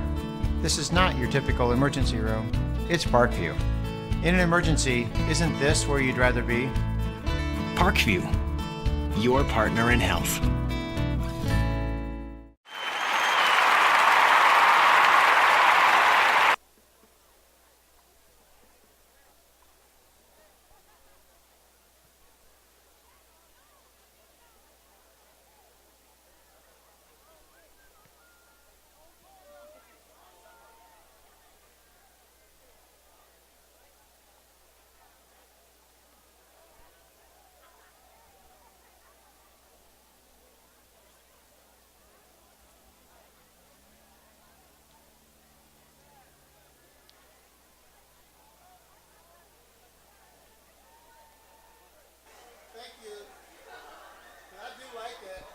Back here, Indiana High School football on SummitCitySports.com with the coach, Eddie Nolan. I'm John Nolan. Appreciate you joining us here for Week 6 of the SAC, and our thanks as well to Balin Light, producing tonight's broadcast, Bob Johnston behind the camera, and Peyton Mondell as well. Boy, I think we've spent this halftime break in the homecoming festivities just trying to catch our breath and cool down after so many points put up in the first half. I mean, that's a final score most weeks. It's a high-scoring game for a final, and we packed it in the first 24 minutes. Okay. You can hear me. You're good. Okay. But, just going down, I went to the locker room. Southside was animated. The stands are animated. And even over there, Carroll's, they're animated. So it's a great game, high-scoring game, and it's kind of fun to watch.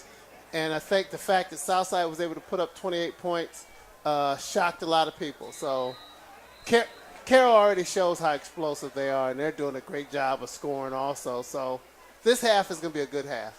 Southside actually outgained Carroll in that first half, 310 yards, 233 yards. A couple of reasons why, though. It's Carroll up by a pair of touchdowns. The Chargers have a defensive touchdown, Jack Tranquil with an interception return for a touchdown. They also have a special teams touchdown with Justin Becker returning a kickoff for 6. And Southside turned the ball over another time inside the 10 of Carroll. Southside's made a couple mistakes in there. It kind of hurt them. I think if they wouldn't have made those mistakes, the game would have been a little bit closer this half. So, again, I hope he doesn't make the same mistake earlier, and that is kick the ball to Justin. But if he kicks it to one of the other two gentlemen back there, it's still going to be kind of dangerous. Yeah, no easy option. None.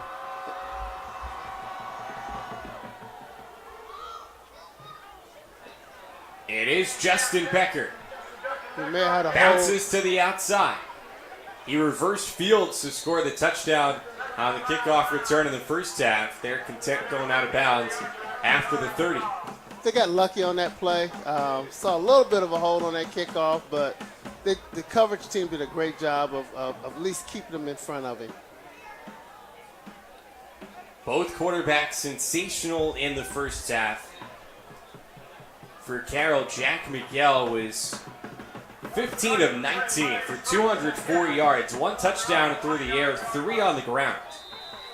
Jack Miguel he's proven himself to be a really good quarterback tonight, man. And even this season, he great arm, gets the ball out fast. He's got a great pocket presence, and he's also a big, thick kid that can run the ball well also.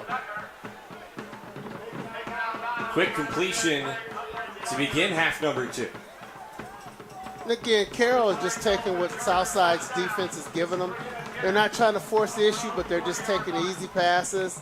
Run or two here, their first down, they're moving the ball. Miguel runs it himself, and he's brought down shy of the 45.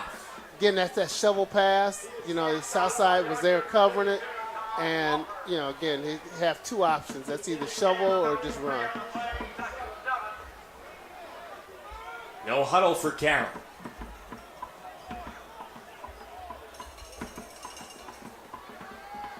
Whoa. Incomplete.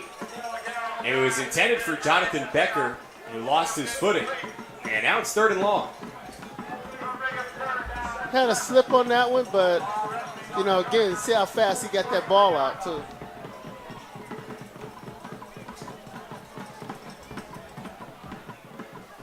Another big difference from the first half.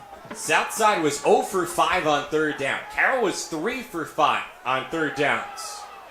On this 3rd and 7, it's caught across the middle. Jonathan Becker for the first down and into Archer's territory. What I would like to see Southside do a little bit defensively is challenge their receivers a little bit more. They're giving them 7-8 yards off, so Southside needs to move up a little bit and challenge them. They are giving them a lot of cushion on this. And again, Carroll takes advantage as Jonathan has the catch and is knocked out of bounds. Both Beckers left their fingerprints on the first half. Not only did Justin have the kickoff return for a touchdown, but they were the 2 primary targets for Miguel. Again, some of the adjustments for Southside is, they got to get up. Now, that's a good play right there. Couple in on the stop. Got a young man down here. Again, I hope he's not cramping, but that Gerald Little. Anthony Shepard was in on that tackle as well. Well, we've talked about it. Incredibly hot here on this first night of the fall. Yes. As warm as any summer night in Fort Wayne this year. Our temperature at the start was 87 degrees. It felt like 93, and here even with the sun down as we approach 9 o'clock, the temperature is currently still in the 80s. Oh, I'm sweating up Feeling here. like 84. The water's not helping me, and I wish I had a fan up here. But, again, Southside, I'd love to see Southside right now. One of their adjustments this half should have been to maybe move those DBs up to about 5 yards and play a little bit tougher on the outside, challenge their receivers a little bit more, and not give them that easy pass up the middle. And then they need to start tackling a little bit better, too. Maybe a sign of it right there as Gerald Little gets up.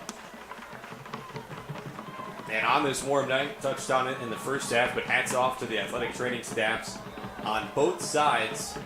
At this point, everyone was appearing to be well hydrated, no cramping.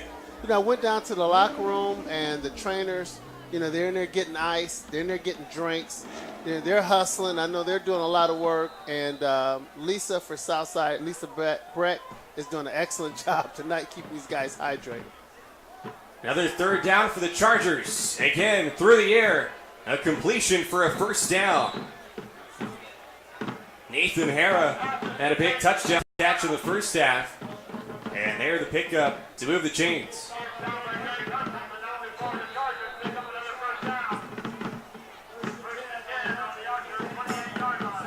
Like I said, Carroll's doing a good job of taking what Southside's giving them, but Southside is kind of sitting back. Now, it's starting to move up a little bit on the outside, maybe up about 5 yards. Challenge him a little bit. Got a sprint draw here. To the outside. Shake. Still rolling. And angled out of bounds. Another first down for Carroll. This is as methodical, maybe, as the Chargers offense has been here tonight. That's the first time that they've actually run this sprint here. And Southside has been getting upfield trying to put pressure on the quarterback, and that play right there hurt him. Miguel. And it's... Again, that's what we talked about a little bit, challenging that receiver a little bit. That time he was all over him. And maybe too much so. The pass incomplete, but a flag thrown. And it's pass interference against Southside. That's questionable because they got to let these kids play a little bit. Again, I'm a DB coach, so, I'm going to be on the other side of the defense. They got to let these kids, the defensive backs, play. So that makes it a new set of downs for Carroll. First and goal from the 6. 3 wide receivers to the near side. Miguel takes the snap. Runs it himself up the middle, and he's stuffed past the 5. You know what? 3 running touchdowns tonight. Southside needs to be teeing off on the quarterback a little bit, but they got to do a good job here. They're bringing in some big guys now. A different look here for this Carroll offense.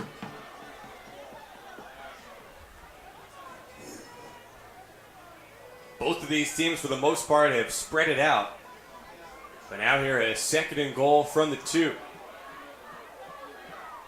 We're going double tight now, and they're just going to pound the ball at Southside.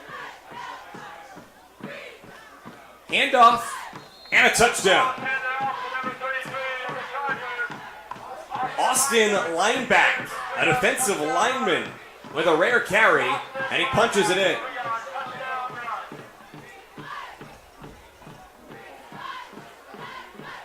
That was a good drive by Carroll. Again, they made those short passes, throwing the pass to the number 2 receiver. And, again, Southside's got to challenge them. They got to challenge them if they want to get back in this game. Well, the Archers have attempted to claw, but to this point, Carroll, too consistent. Oh, we got a fumble here. Poor snap. And for the first time tonight, the Chargers don't convert on a point after try. I think that's one of their first turnovers tonight also. Otherwise, very clean for the Chargers, who only punted once in the first half. No turnovers.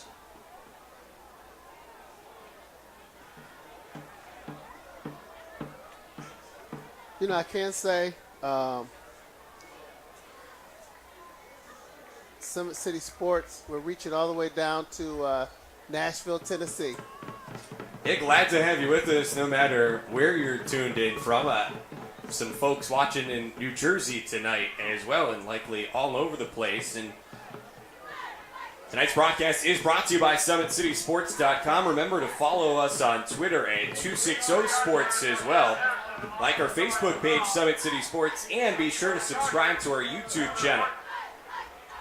On the broadcast tonight, it's kind of good. You got former NFL player Bernard Pollard, who's a Southside grad, Southside alum. So Bernard couldn't make it for homecoming, but still gets to be a part of the festivities in another way. He can watch it, and he can actually sit here and watch the game and see how the Archers are doing all the way down in Nashville. Well, appreciate having Bernard tuned in here. Homecoming for Southside at Archer Field tonight. Again, Markalen, nifty run right there, getting it up to the 30-yard line. Hairston in the first half ran for 38 yards, and he's also been the primary guy on the kickoff returns. This is a Southside program with a proud history. Sectional titles back in 1990 and 2005. That year, a regional title as well. Produced multiple NFL players. Lamar Smith, another. And I guess you haven't turned out too bad. No, I was blessed to be able to coach Lamar, and Southside has had a lot of young men that have gone to college and do well. You look at Bernard Pollard; he's got myproscout.com, and he's also got a couple Southside kids that he's helped through my Pro Scout. Well, some good prospects on this year's Southside team as well. One of them, the quarterback, Michael Stevenson. And remember, and did not begin the season as the starter, so exciting to think about what could be in store for him for this final year and a half of his high school career. If Michael would have came out a lot sooner, even with the receivers that just came out, Southside is showing how explosive they can be. Going to the ground this time, and Hairston jumped back.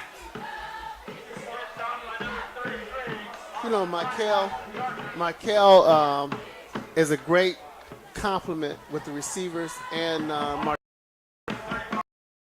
their offensive line is actually trying to get a big push to help them out too. Yeah, the chemistry is really incredible considering there hasn't been that long history working together. Yes. And for Omar Jackson to go from quarterback to wide receiver and become one of the top targets, pretty as well. You know, a great thing about Omar Jackson is he was the quarterback, and a lot of times when you replace the quarterback, you get some kids that pout or they reject that a little bit, but Omar kind of opened up to that, and he saw an opportunity because he's a great defensive player, and he's also great at getting the ball on offense. So I think Michael just kind of gave him a lot more energy to create some things too. Omar can certainly go up and get it. A couple interceptions as a free safety. Yes. And then he had that amazing catch on the sideline in the first quarter. On the opening drive for Southside tonight, the Archers got off to a quick start, led 7-0. But Carroll has been overwhelming offensively itself, and a key difference, the Chargers' special teams touchdown and defensive touchdown. Yes.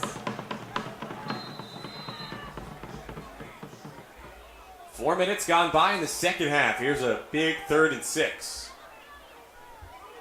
You know, good thing they're 3rd and short, so the conversion for this can be a lot simpler.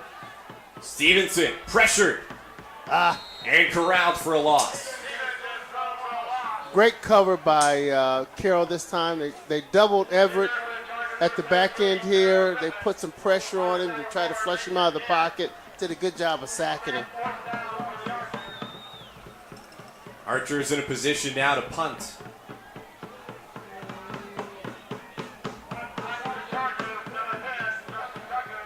Well, Eddie, as you talk about your past with this program, what memories do you have from your time here at Southside over the years as a student and administrator and coach? You know, some of my memories. My brother graduated here in 1967, so I was able to be one of those young men that was running around on the football field with my brother when he was a senior here at Southside. Coach Ganon, when he was the head coach here at Southside, I was kind of blessed to know him. And his son, I used to play with his son on the football field and the practice field when I was a little kid. And Coach Ganon had a 90th birthday party down at Huntington, and I went to the 90th birthday party. He still remembered me playing on the football field when my brother went here. Wow. That was excellent. I mean, that was a good thing to see him and to be 90, 91 years old or 92 years old and remember me playing football on the field with his son was great. A lot of history and tradition here. Yes. And then the aspect of coaching kids like Adrian Reese, Juan Gorman, Lamar Smith. You have Bernard Pollard play here. We've had a lot of talent that's gone through Southside. The memories have been great. I remember the first time they opened the field up here at Southside High School versus DeWinger, being 21 points down, and the kids coming back from that and winning the game 42-21. So there's a lot of good memories here. We'll see what's in store here for the duration tonight. Almost midway through this third quarter. The pace so far in the second half, substantially slower than it was in the first half. Too many men on the field there for the Archers. Play action. Deep ball. Almost intercepted. Almost had an interception on that one. Looking deep for Jonathan Becker. Again, that's Omar Jackson. And to again touch on something we had talked about in the first half, another key in this game is the fact that you have someone like Jackson who's playing both ways. Yes. Outside with several guys going both ways. While for Carroll, that's not necessarily the case, and that seems to have more of an impact here on such a warm night. Yes. Quick pass out of the reach of Justin Becker, and Carroll now facing a 3rd and 5. Yeah, I'm liking what I'm seeing a little bit from Southside now. Here, the last few plays, they've kind of challenged the receivers a little bit, you know. So hopefully they put a little bit more pressure on the quarterback, and he's throwing the ball a lot faster, getting the ball out quicker.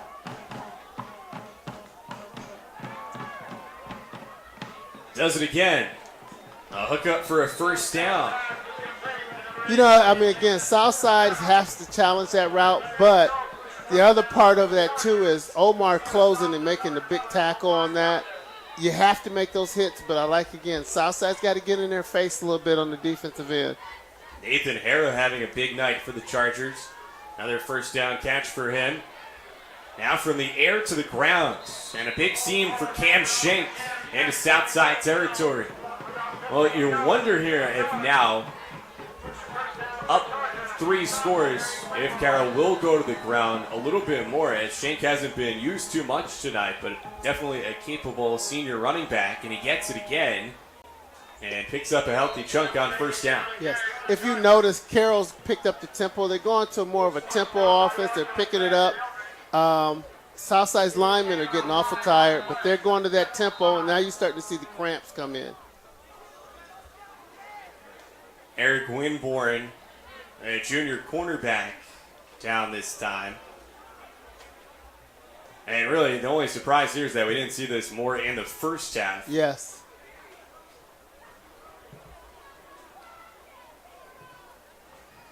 Don't forget, Parkview Sports Medicine is a proud supporter of Fort Wayne area athletics and its athletes. Parkview Sports Medicine can provide the training, treatment, and education you need to advance your sports game.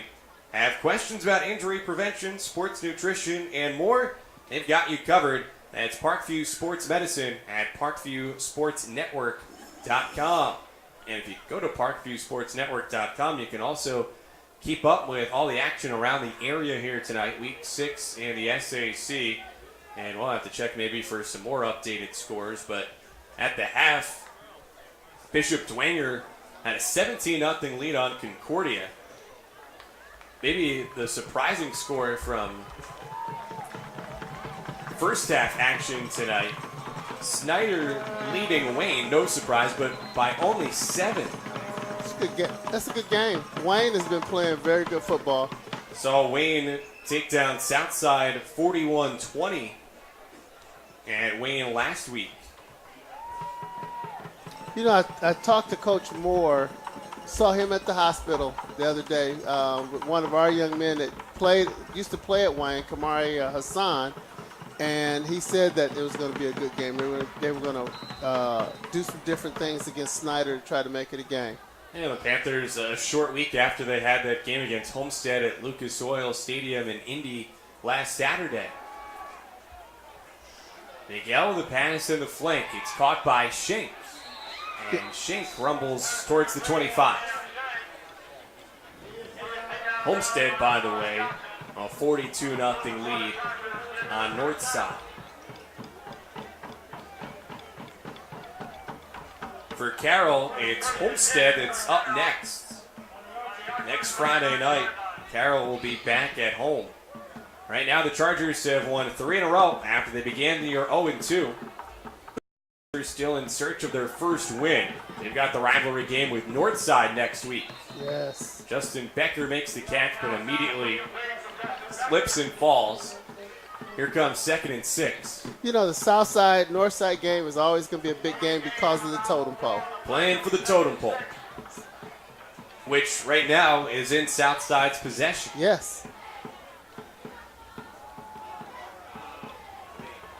A lot of space for Cam Schenk. Schenk towards the pylon, and he sneaks in. Cam Schenk for 25 yards out, and Carroll extends its lead to 54-28. The Chargers have put up a season high for points. That defensive series for Southside, I mean, Carroll's just walking the ball up the field. Southside is starting to wear a little bit. Seen 2 kids come off the field with cramps now, and a couple missed tackles are showing that heat is playing a big part in this game. And while so many guys here are wearing down at this point after an intense first half, extra point this time, true again for Trevor Burton. So many guys exerted a ton of energy, and not that he wasn't giving any effort in the first half, but yeah. Cam Schenk just wasn't used very much. So the running back for the Chargers with fresher legs than some of the guys trying to stop him, and it showed on a run like that. It showed on a run like that, and you know, Carroll went to more of a tempo, so they didn't let Southside's linemen get any rest. and they just kept pushing the ball up the field. And that time you looked like Southside's defense was tired. They still got a challenge a little bit, and I'm hoping that, they get a good drive maybe here in this quarter here, and Southside's energy level picks up.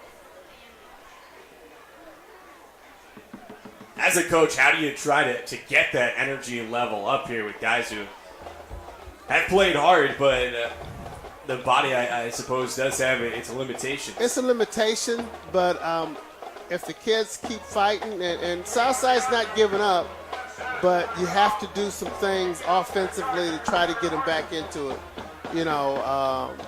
You still got to be a little bit methodic as far as running the ball, but Southside was energized when they had those big plays. And if they get those big plays, I think that's going to help South a little bit. See if they can get one here on a kickoff return. Markalen Hairston surges to the outside. Hairston cuts it back into Carroll territory. There's a big play. That's a big play. That's what we talked about. And the fact that Markalen just pulled over picked up an extra 5 yards just with his feet moving and that determination. That should be some of the energy level, for Southside to bring him up a little bit. You mentioned at the beginning of the broadcast tonight that Markalen had told you in the afternoon he felt like he didn't run as hard as he could have last week. Wanted to take things to another gear tonight. Yes. Is it as simple as just a mentality? It's a mentality. You have to be determined, and you got to want to do it. And, him just saying that, Markalen is a hard-working young man, and he's determined, and he's going to keep working at it, and he's going to get better at what he does because he's very conscious of it. Now, here's Michael. If he can run the ball a couple times. Stevenson avoided the sack, but right around the line of scrimmage, tucked down by Austin linebacker. He got hit kind of funny of that because he came up limping on that last play. And in case you're wondering, linebacker listed as a defensive end. Wow. With that name, you got to move back a little bit. Got to move back. So Stevenson, even after he came up gimpy, still in the gun. A handoff, and Daniel Olds goes backwards. Terrell Griffin, Carroll defensive tackle, in on the play.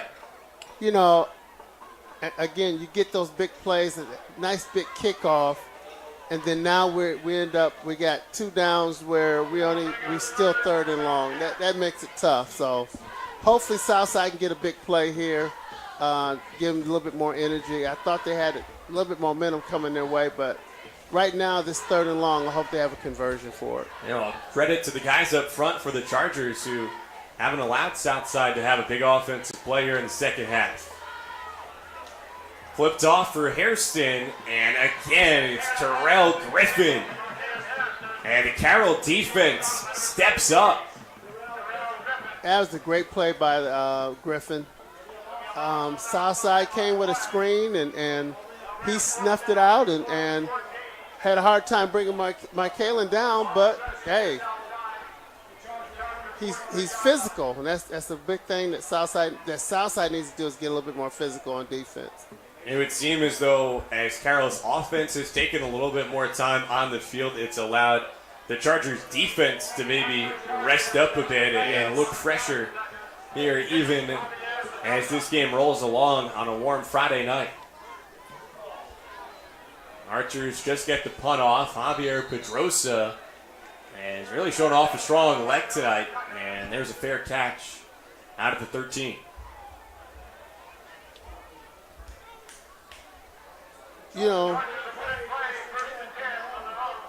This third quarter has been a little bit more all Carroll right now, so hopefully Southside can get a little bit more, get a stop here and get the ball at midfield and make some plays.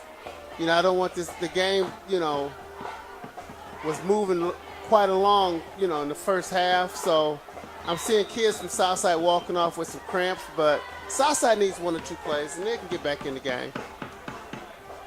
Lead as large as it's been tonight. And the Chargers continue to throw. As Jack Miguel's pass is complete to Justin Becker.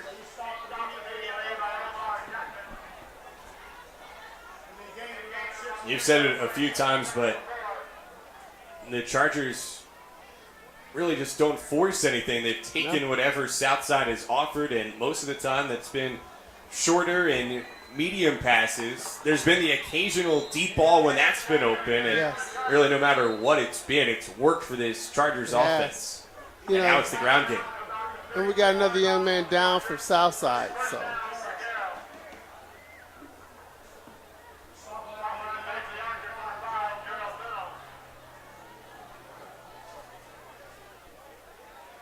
I'm feeling a little bit of a breeze up here, but, it's still warm. And, I'm seeing kids getting cramps here a lot lately.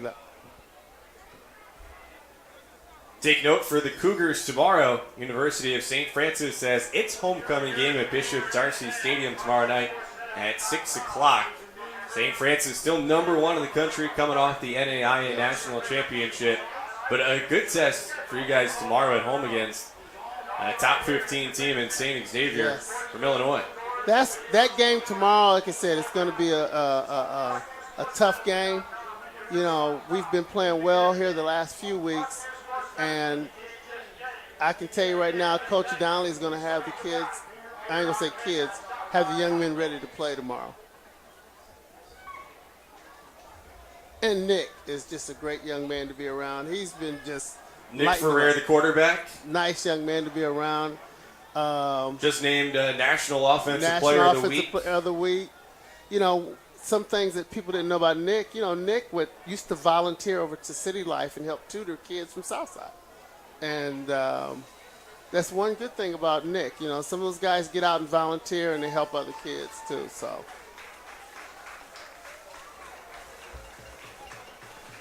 It's another young man that just started playing. Darius Talley just hurt and probably looked like he got twisted up a little bit, but I'm glad to see him walking off the field. On his own power. Yes. And you got alums from Southside and Carroll, quite a few on the Cougars roster, and wouldn't you have to say that a lot of the success for the program has been a lot of the talent from the SAC staying home? Fort Wayne is a great area for talent. It's great seeing that we're able to recruit guys. Oh, it's going to be an interception now. Almost. But it's great seeing that we're able to bring kids in from the city, and we have a lot of talent here in Fort Wayne. And man, we have some heck of athletes out there on the team from Carroll and Southside. And the big thing that's great seeing is these young men are graduating and getting their degrees also.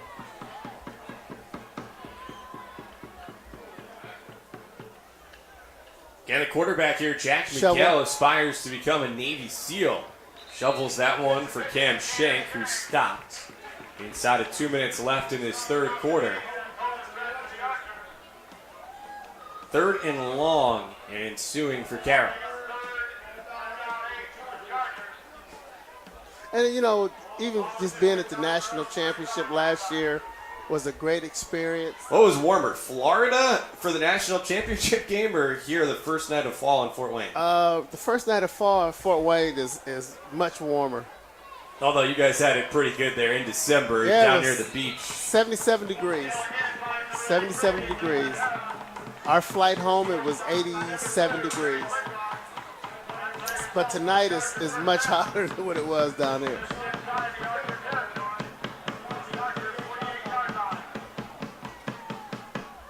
Chargers continue to attack with tempo. Shank plows forward. Stopped at the 45. And they're doing a good job of running this ball. They're pulling that backside tackle, and he's coming around there. Tackle's really pulling and doing a good job, and the running back is getting right up behind him and getting those extra yards.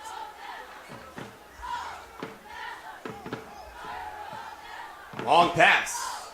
Incomplete, but a flag. Well, he just got called for face guarding. At some point, and we kind of experienced it last week, the DB has to look around. He can't just put his hands up and face guard him. And I'm sure that's what he's going to call. Second pass interference against Southside tonight. But again, as a DB coach, I mean... So as a DB coach, how do you approach that with one of your young players in a spot like that? Well, he's in good position right there. Again, officials got to let him play a little bit, and he was in great position, I thought. But I think, the game is so offensive-oriented that they don't give the DB an opportunity to make plays like they should. Tonight, certainly offensive-oriented. It was 42-28 Carroll at halftime.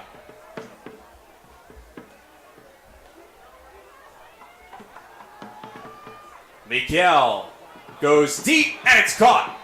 Touchdown, Chargers. Jonathan Becker, 28-yard catch and toss. Again, when you get those pass interference penalties, the DB, this one could be coming back. Is it a hold? Yeah, we did get a hold. But when you get those pass interference penalties, it takes the aggression from the defensive back.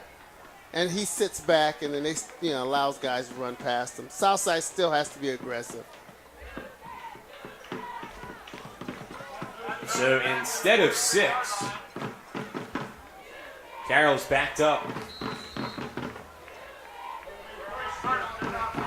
First and 24 from the 42. We still got 40 seconds to go here. I wouldn't be surprised if Carroll wouldn't go back to the air.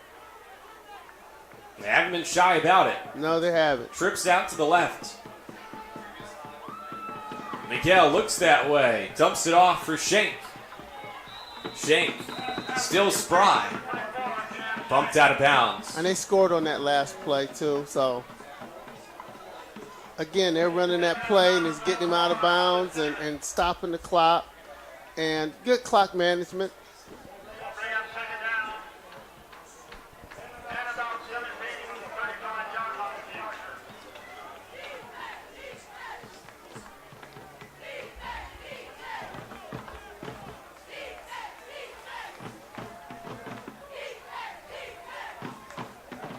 Chargers spread it out. Miguel rolls, heaves. Incomplete. That time, Southside has some man coverage. They walked the DBs up and put a little bit more pressure and didn't give the quarterback a lot of time to throw that one.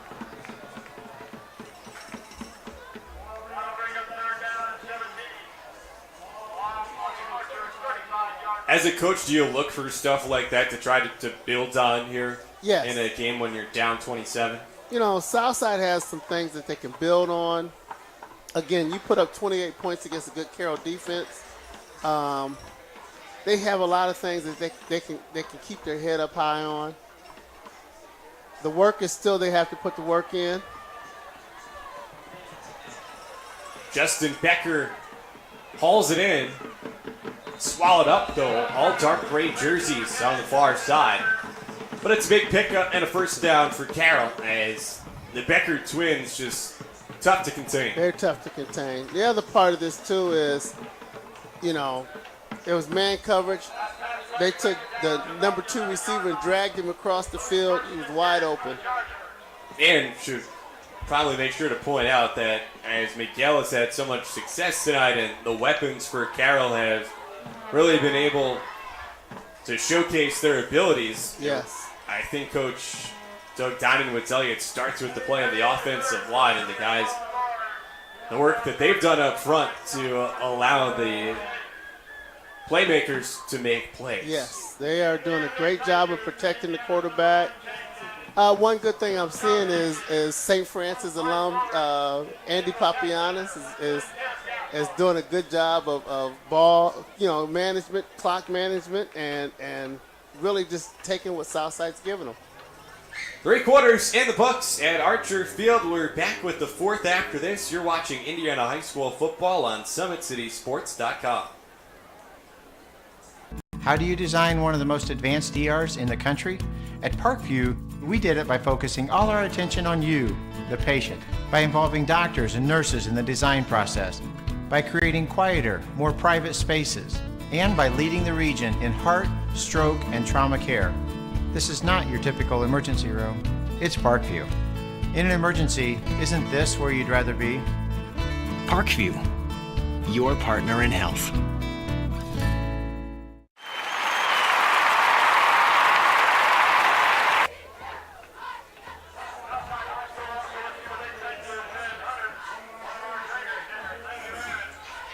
With former Southside assistant coach and current University of St. Francis defensive backs coach Eddie Nolan, I'm John Nolan.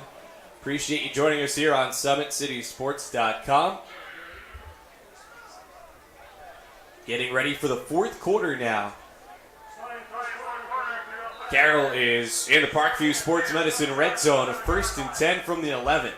This time Southside is pressed a little bit more on the outside receivers. They're throwing a fade route here. Good job of defending that. And that's something the Southside has to do is make plays like that. That was Eric Warburn that did a great job of defending that fade route. Now we're 2nd and long.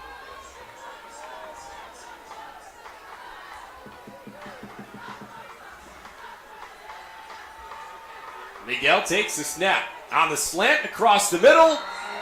Caught. Touchdown. Nathan Hara. His 2nd tonight. You know, with one single linebacker in the game, and the DB allowed him to get an inside release, which made that slant easier.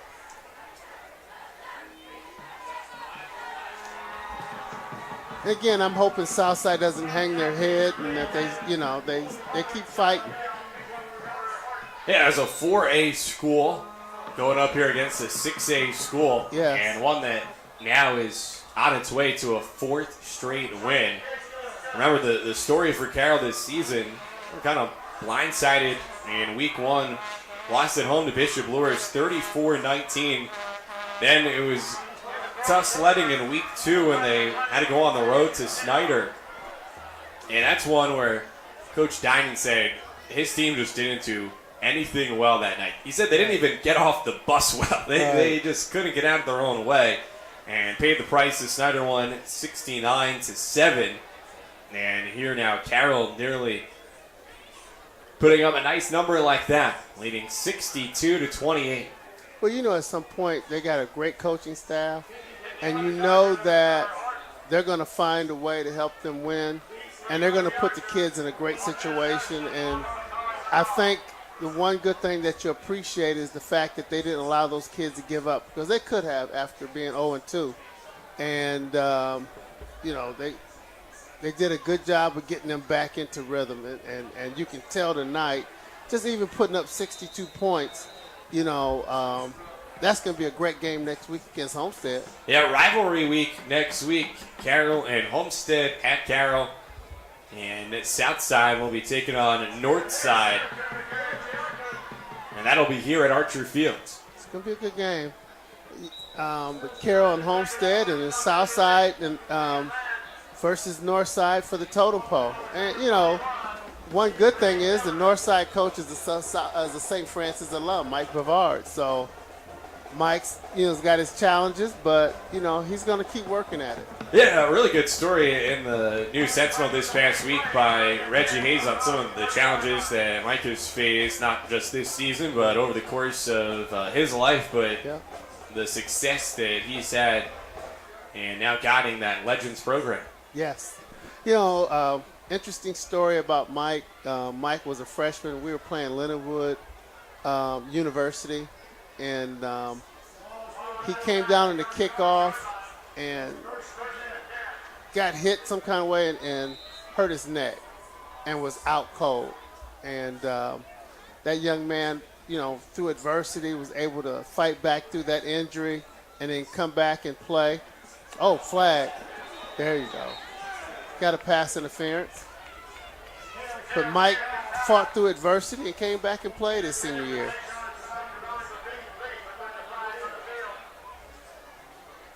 And you got to think that lessons that he's experienced like that individually now make him all that much more capable of doing his job as a coach. Yes. And Mike cares about, about the kids. He was in our team camp this summer. He works hard, and things that, he's trying to help improve his team. And I'll tell you what, it's going to be a good game next week. Did you have a winning record in totem pole games during your time? I think we played Northside 3 times, and I don't think we never did get the totem pole. Close, a couple games, but.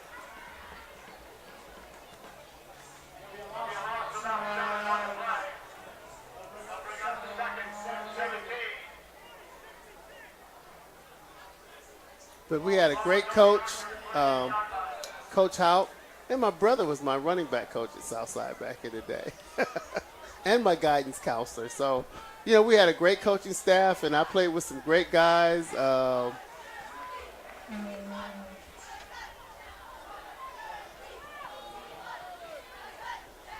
Handoff for Markaylin Hairston, dragged down at the 30. And that's where I like to see Markaylin a little bit is, he's trying to change directions, and he just needs to use his legs a little bit and just run upfield instead of trying to make a lot of moves.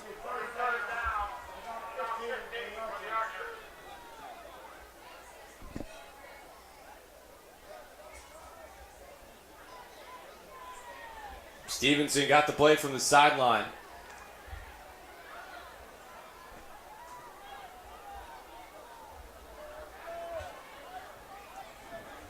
Trips to the right.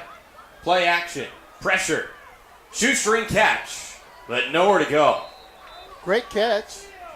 And he had a lot of pressure.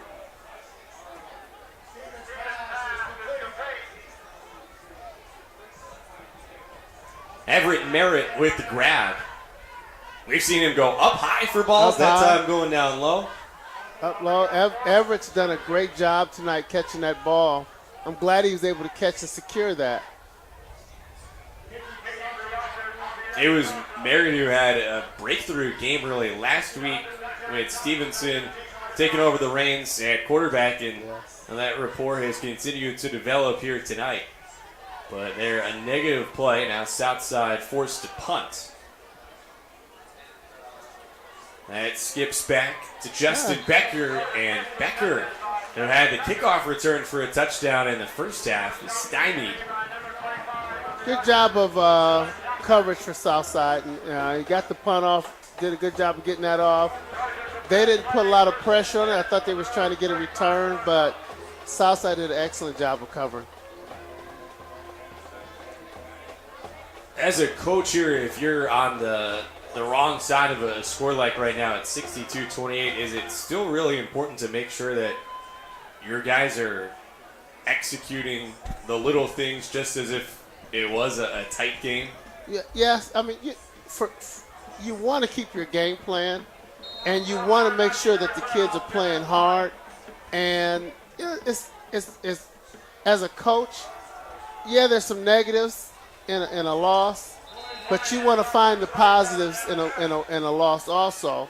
So for a coach, you got to try to find the positives that's going to help the guys, improve next week. Evan Harris running hard with that carry for Carroll.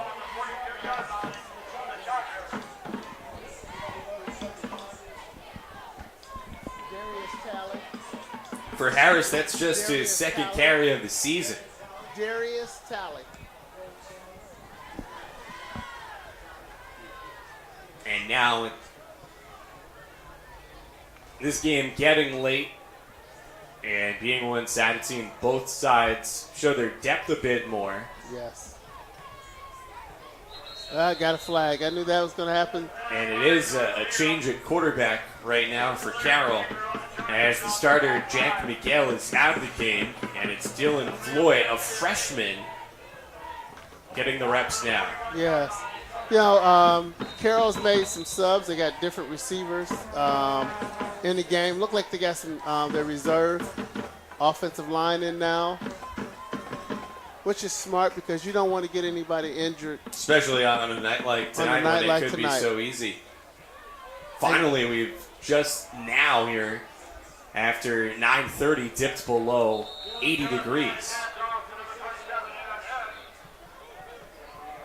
I look at tomorrow's game, even for us, it's going to be nice, 89 degrees, tomorrow when we play St. X. Here, a natural grass field. Yes. Yes, with the artificial turf, maybe even a bit toastier on the sidelines. It will be a lot hotter on the turf tomorrow.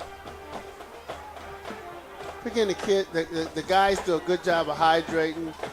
Coach talks to them about hydrating at the beginning of the week. So Coach Didier will go out and get a bunch of water for the guys, and we'll be ready to go.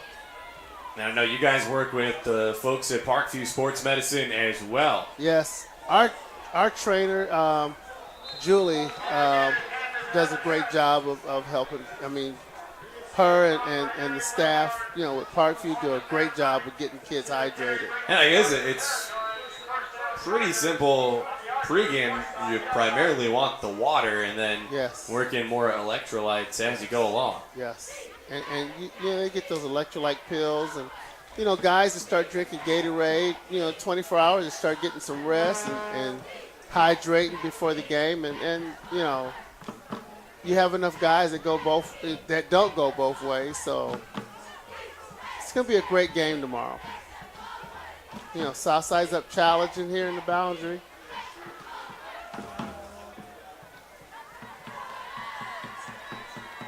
Some space for Evan Harris.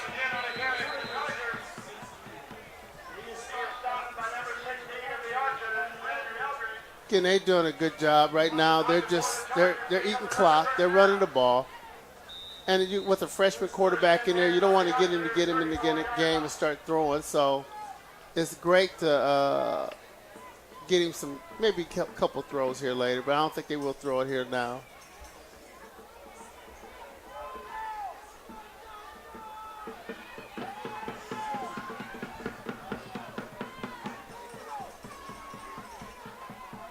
Play clock is winding down, so these guys got to hurry and get this play off. Once more, it's Harris. Thrown down at the 32.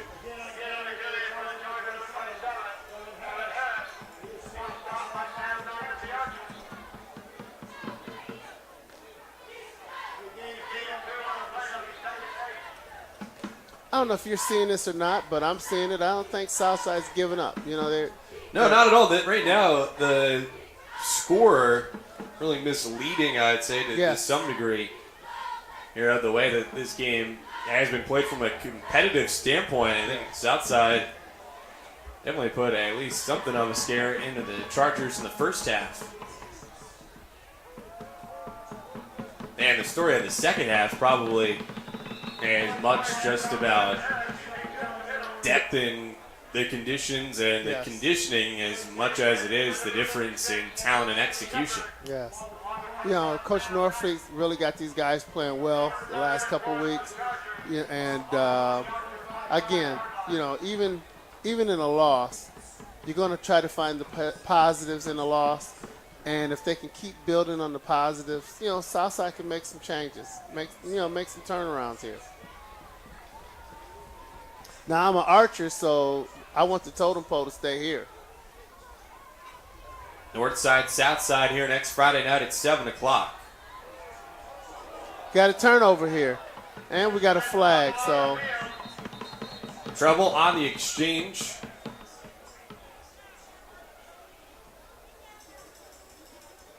South side says they've got it, and they do. That's a rare turnover because that's only Carroll's second turnover tonight. First, I believe. First. Well, the only other one was on the PAT field goal. That was it.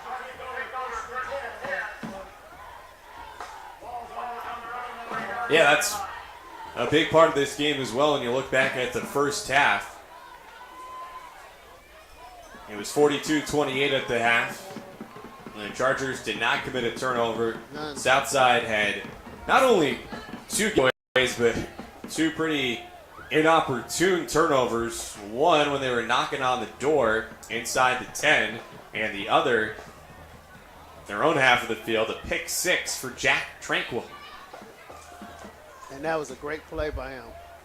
Southside has their JV quarterback in, number 12, Kavion Jones. Jones fakes the handoff, scrambles, and slips down for a loss. And I think, again, you know, even in the loss, you get kids in, you get kids some experience, and you just build on it. You just build on the positives at this point in time. You don't really need to harp on the negatives because the kids know the mistakes that they made, and you just keep building. And both of these teams pretty lean on the experience side in terms of class. You know, you talked about some of the Southside guys, maybe juniors or seniors, but weren't out for football last year. Yes. So maybe not experience They don't have a on lot the of field, experience. but age-wise. you know, Everett Merritt, I want to say this is his first time playing football, you know, for Southside this year. You got DeMarquay Perkins, you know, first time. Markalen is probably one of the leaders. And then you have Michael. This is his only second year playing football. He only played his freshman year, didn't play last year. So there's some things that they can build on. Carroll, on the other hand, they have a lot of weapons. It's gonna be a good game against them in Homestead. Yeah, you referenced that. You got a look at some of these Carroll guys at the team camp hosted by St. Francis during the summer.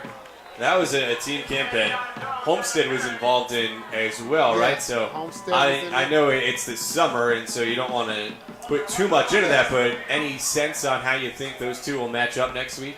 You know, it's again, it's going to be a lot of speed. You know, Homestead has a strong defensive line and some great players on that side, and I was impressed with both teams in the summer camp.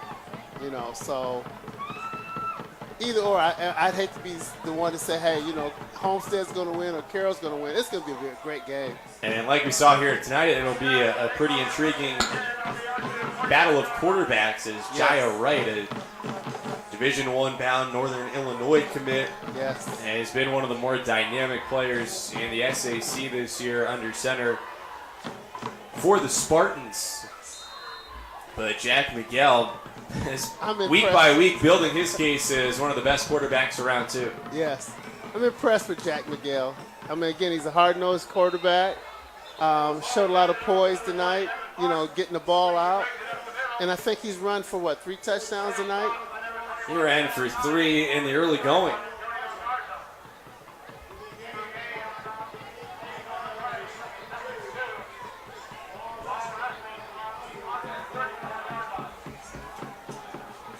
And you can see that game, of course, next Friday night. Both of these games, every SAC game right here on SummitCitySports.com.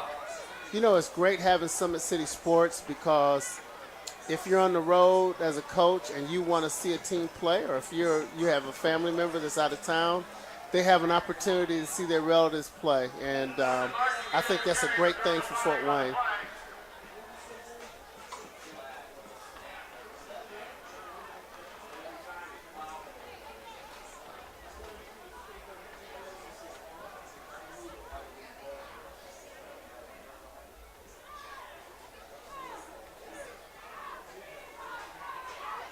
Checking some of the scores elsewhere in the conference tonight. And update, Snyder building its lead to 20-0 over Wayne.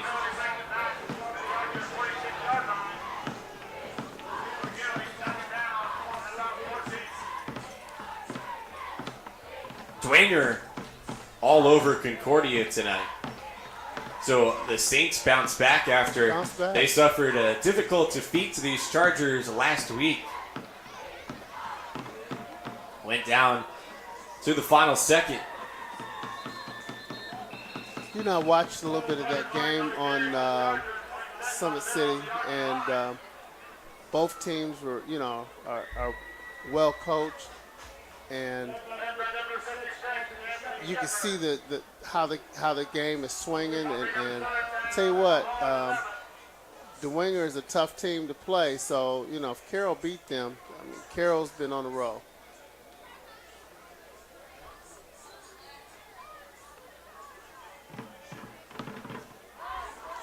(42-14) Homestead took care of Northside tonight. We just mentioned Jaya Wright, 264 yards passing for him and 4 touchdowns. That was just in the first half. So my goodness.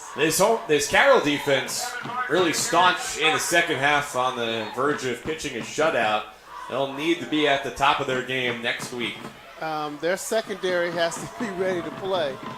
Not knowing the total yards that Michael threw for tonight, but Carroll's defense has to be ready to play and has to step up if they want to stop Mr. Wright from Homestead, because he's an electrifying player. Carroll calling off the Dogs, and they'll let the clock run out here. One good thing about Carroll, they could have run this score up if they wanted to. And so, again, they did a good job of just, playing within the game. A lot of fight on both sides tonight. In the end, final score, Carroll 62, Southside 28. We'll take a timeout and come back with some final thoughts here from Archer Field. You're watching Indiana High School football on SummitCitySports.com. How do you design one of the most advanced ERs in the country? At Parkview, we did it by focusing all our attention on you, the patient, by involving doctors and nurses in the design process, by creating quieter, more private spaces, and by leading the region in heart, stroke, and trauma care. This is not your typical emergency room. It's Parkview. In an emergency, isn't this where you'd rather be? Parkview, your partner in health.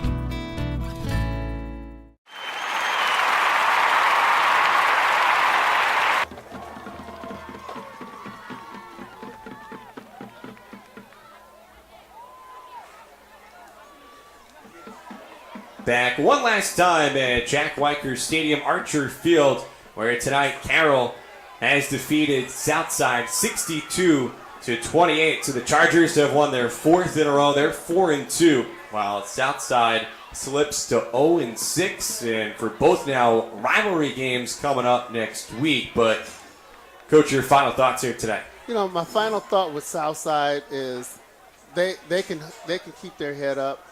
They put up 28 points against a good team.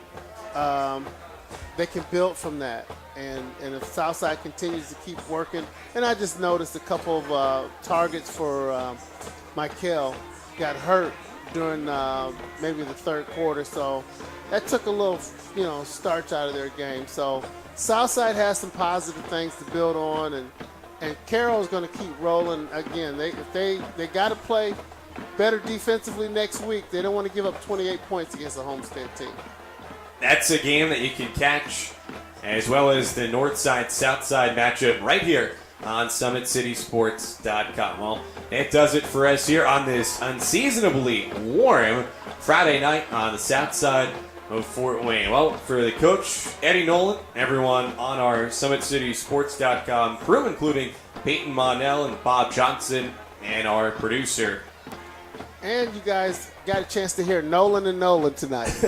The Nolan and Nolan combination here on our broadcast, but thanks to Balin Light, our producer tonight as well. So for Eddie Nolan, this is John Nolan saying thank you and so long from Archer Field. Remember, you can follow us on Twitter at 260sports, like our Facebook page, Summit City Sports, and be sure to subscribe to our YouTube channel. You've been watching Indiana High School football on SummitCitySports.com.